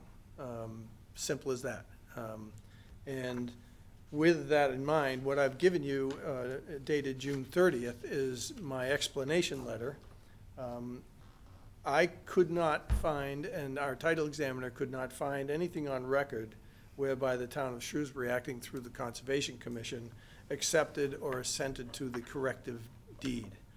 And that is necessary for title insurance. And that's the reason why we're before you. So if you look at the affidavit and acceptance document that I have put before you through the Conservation Agent's office, I refer to the prior deeds. I refer to the plan that is attached thereto, which shows 169 Gulf Street, map 9, parcel 12-6, which is 16 plus or minus acres, which is owned by the town of Shrewsbury Conservation Commission. And then it also shows on the other side of 290, Interstate 290, the 18.73 acre parcel that they didn't mean to transfer with that deed, and which the corrective deed arguably corrected, but which needed your assent. Or it needs an assent now in order to allow them to have title insurance for the marketability of the property. So we're essentially correcting, or we're essentially asking you to acknowledge the mistake that was made in those deeds, and the fact that a corrective deed was filed, which corrective deed specifically states that the deed to the Conservation Commission intended to convey approximately 16 acres of land, which it did, as you can see from the plan attached to my explanation letter. And it's also attached as Exhibit B to the affidavit. I think that is basically it. It's fairly simple. However, this was a long time ago. It was a vague description that, frankly, nobody paid any attention to until today. And when all of a sudden there's a transfer going on and a title examiner says, hey, wait a minute, this is vague. So that's what this is all about. And with that, if I can answer any questions, I'd be happy to. I do have copies of the deeds here if anybody wants to see them. We'll have Andy. I would point out to you that I have worked on this affidavit, and I've worked on the explanation letter with town council. Town council and I have both gone through this with a fine-tooth comb, we've gone through this issue, and have worked together on these drafts before you, so, on the final document. So, and I believe Mr. Truman. Yeah, that's basically what I was going to say. I did talk to town council, and they did say that they've worked on it, and he has reviewed it, so. So it's basically, as Leah's got up there, so that parcel's highlighted, is really, that's the one that we own, and then the other one is part of actually the old Greenbrier parcel is the one that's, you know, we're Right, so the leasing. parcel. And that was included in the parcel with original the Conservation Commission Yeah, 'cause it owns was all this one. parcel here. And the parcel that we're talking about is right here. And this has all been gone through town council? Yep, that's fine, yeah, as I say, and that's actually part of that Greenbrier. So what do we need to do? So we just have tonight? to sign it, and then we'll get it notarized, and then, Was 290 built in 75? no, that's probably cut. because- Pardon me? Was No. 290 built in 75? Or It was laid out apparently, but it was not built. Yeah. So do we need to vote on this? Yes. We should Yes, you would on vote it. in, and then we have because we're actually waiting for the Somebody needs to official make a motion. titles to get drawn up before we could. Somebody needs to make a motion that we. And then you could sign it, and then we'll get it notarized for you tomorrow. So would somebody And if like- there's any question about notarization, I see you signing it if you are gonna sign it, and Yeah. I'm a notary. Is there any other questions on the board here? Does anybody want to make a motion? I make a motion that the Conservation Commission execute an affidavit in acceptance of corrective deed presented this evening regarding 169R Gulf Street, map 9, parcel 12, retaining the Conservation Commission 16 acres and correcting the Deed description. deed description. I second it. We have a second, we have a second. All in favor? Aye. Aye. Okay. Thank you very much. Phew. You've had a Gulf Street night.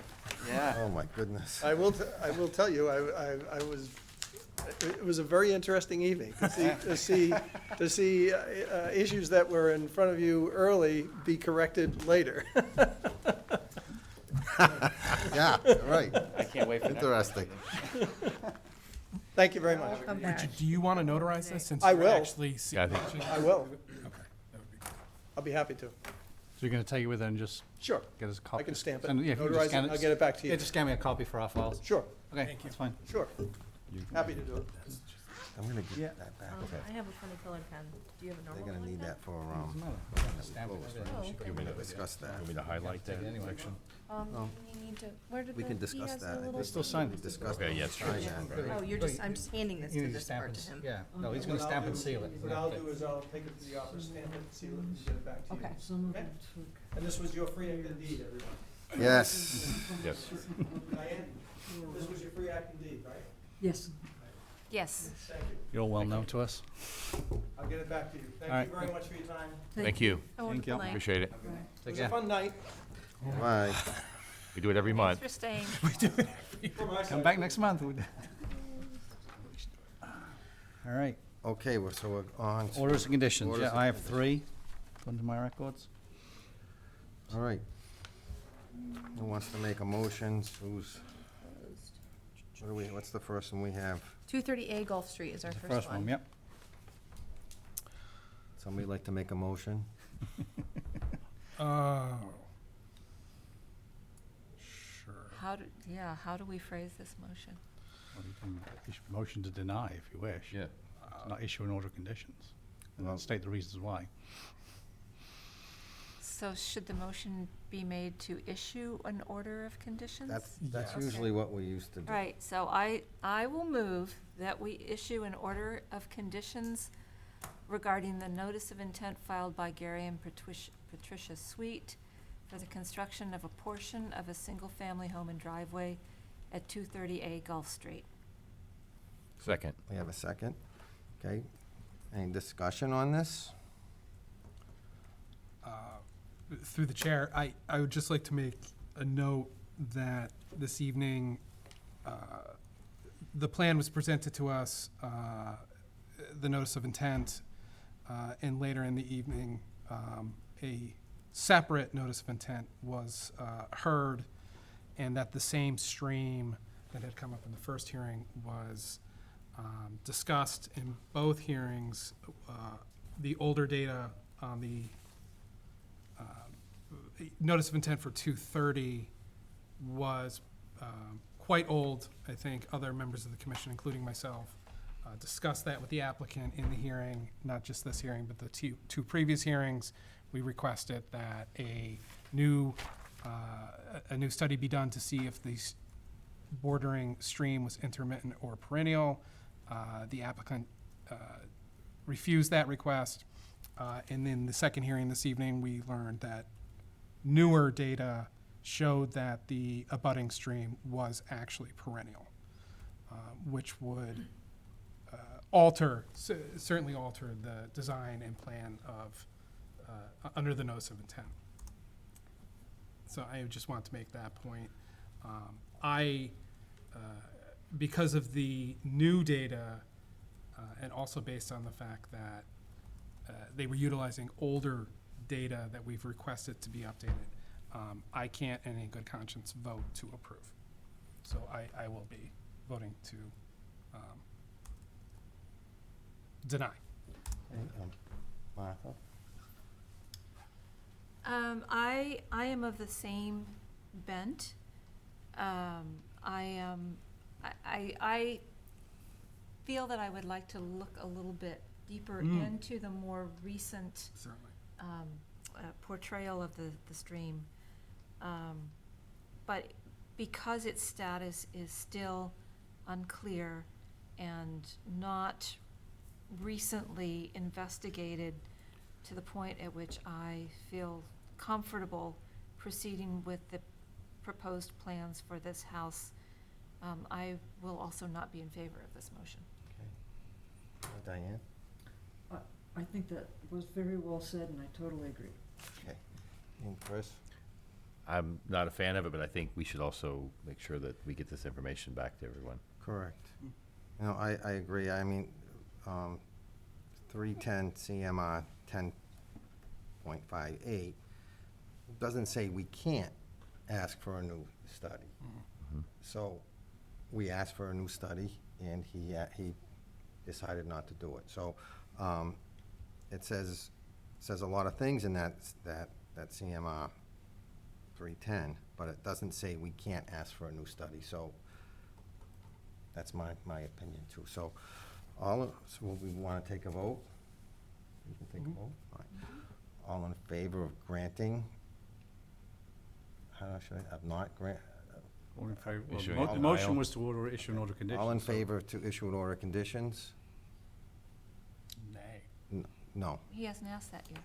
Yeah. All- Are we in favor, how should I word that? Are we in favor? So of it's a issuing- vote, yeah, so that was in favor? And it's Those in no, favor of those issuing an order of conditions? Those For- opposed. And those opposed. Who is opposed? Aye. Aye. Aye. Aye. It's 5-0 opposed, well, 0-5. All right. Mental gymnastics. Yeah, that, hey, It's tricky, it is tricky. all right, Okay, the next one is, next one I had was. 143 North Quinsigamond Avenue. we have a motion to approve an order of condition for 143 North Quinsigamond Ave. Mr. Chair, I make a motion that we approve an order of conditions for 143 North Quinsigamond Ave for the removal and replacement of retaining wall and associated site work, with the conditions that rocks be placed close to the wall to allow for wildlife access. And was there anything else? There are two more. Two more. An as-built be submitted, and that it be staked by a land surveyor. So the wall be staked out by a professional land surveyor and then a as-built submitted by a So professional the land wall be surveyor. staked out by a professional And then land, as-built and an provided as-built by a provided certified land surveyor too. by a certified land Yep. surveyor. I second it. It is, during the construction of this wall, is there going to be an engineer supervising or inspecting it periodically from the applicant? This should be, I mean, they're gonna have to do a certificate, yeah, I don't know, I forget how tall it was, whether it triggered a building permit or not, but Basically, the only reason I'm asking, because historically with these walls on the lake, we've had some that have been failing and falling, so can we make that a condition as well? Have sure, we an want an engineer- affidavit from a, An engineer. Affidavit, saying sure. Is that okay? Okay, all in favor? Aye. Aye. Aye.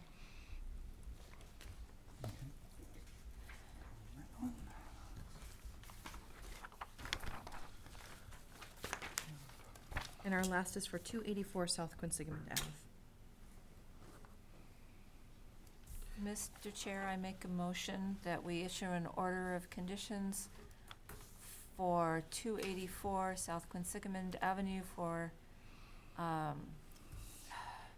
wetlands restoration and the installation of a shed, with the condition that the proposed grass seeding be replaced by wetland-appropriate seed mix. Yes. yeah, that's what I had. I second it. All in favor? Aye. Aye. Aye. Okay.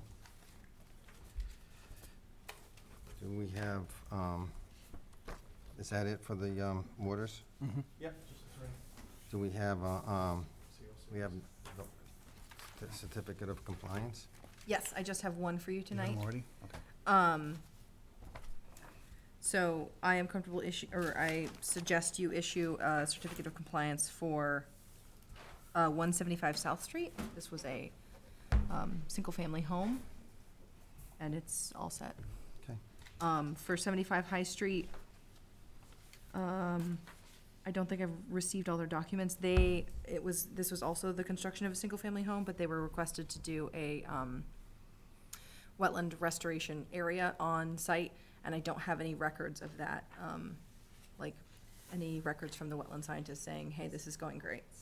And then for 820 Main Street, I think there are a couple photos in the drive that were really helpful, but they had a storm detention center installed behind the home, and then They've extended the apron for it because it was getting, there was like a big ol' channel carved during the recent flooding events. And beyond that detention center, Andy had said when it came forward that the silt should be removed because it had, over the years, been filling with silt as it received water, as part of an easement that was there to collect all the water off of South Main Street, sorry. And they wanted to plant that area. All of the plantings, all of the seed that they have laid is being washed out because they have just recently seeded. I suggested today during the site visit that perhaps they should plant maybe some more substantial plantings as opposed to a seed mix to really give it a little more grit, so that they don't just keep washing away. It's a mess, yeah. Shrubby stuff. Yeah, I Yeah. suggested some shrubby stuff. I don't know if you guys have any recommendations for shrubby stuff. I would be happy to pull up the photo of the current situation. Let me find it. No, wait, go back. Oh, yeah.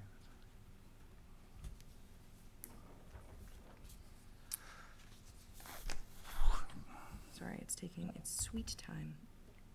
Boop. Okay, present, stop presenting, present.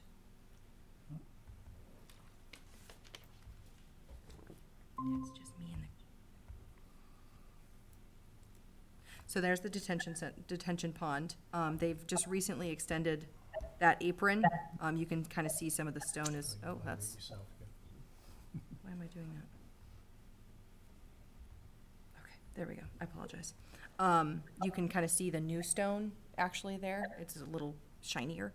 And then beyond that is just a silt-laden area, where it's recently, during the enormous floods that we just received, that detention basin overflowed and has kind of smushed all its stuff further.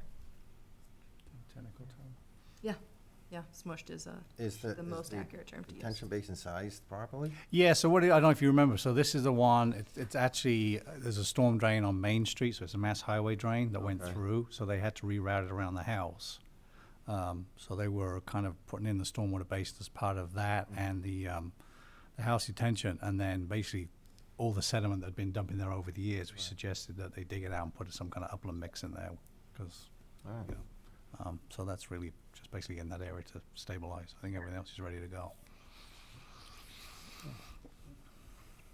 So yeah, that is the reason. So we'll I would wait not to see what they recommend do, sign and them. then Yeah. you'll watch it, and then when it's ready, we'll sign this. Yes, yeah, and I will, let them know that some more substantial plantings would be desirable. 175. Some big old shrubs. So, would like shrubby willows be good in a place like that? They can be cut down at any time and they grow up again, but they have this great root structure and they want water. Yeah, okay, I'll put that pup in. I don't know. What is happening? And they're good for pollinators. Oh, no, no, because we denied it. Oh, he has his hand raised, sorry, let me, Was it, how do are I? we missing one? How do I No, let him? because we Oh, we denied it. deny it? Nice. We don't sign it? You don't sign it? Okay. Sorry.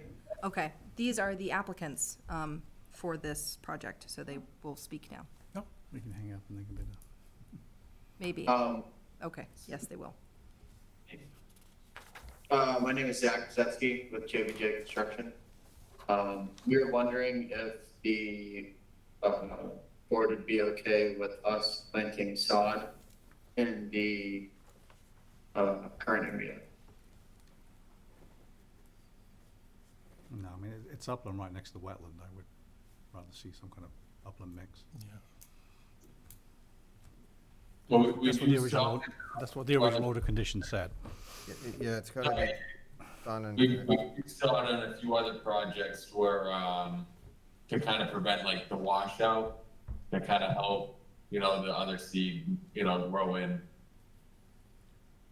You may have to use what was required in the order of conditions, but maybe use a jute netting Yeah, I or would say put something jute like mesh on that to, or a jute type netting to erosion control mat to prevent it from washing away, other than sod.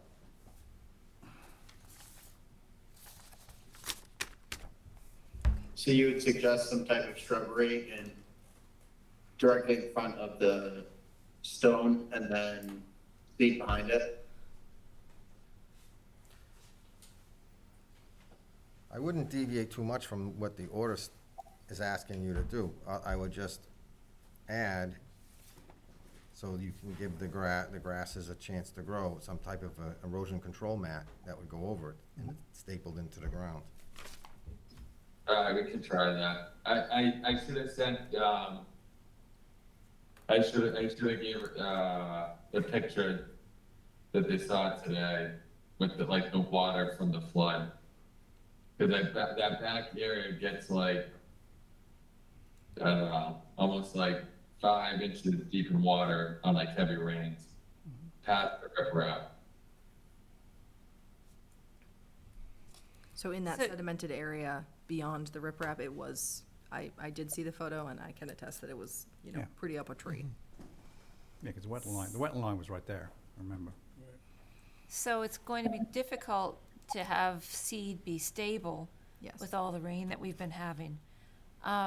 So that would be the recommendation for using shrubs because they'll be more substantial and more likely to stay in place.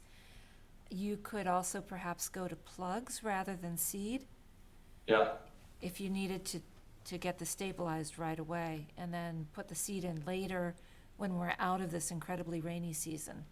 Give it a chance Okay. to germinate.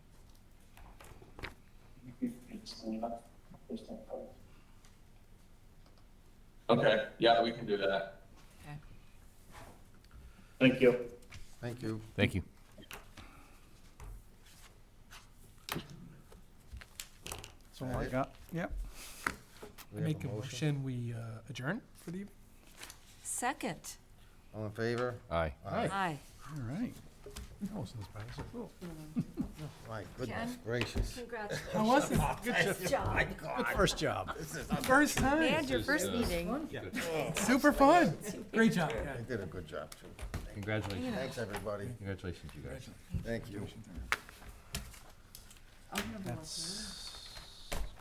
There's no school for me to go to learn this. This is it. This is it. This is the school. There is, actually. The Mass Association of Conservation. Yeah, we are, Police you are all one. members of the, We are a member. MACC. They do a lot of courses. They do. Yeah, really? And Yeah. there are Yeah, a lot of great courses email. offered Leah did- through Leah them, was done and most of I it. Yes, believe Diane, that I this- will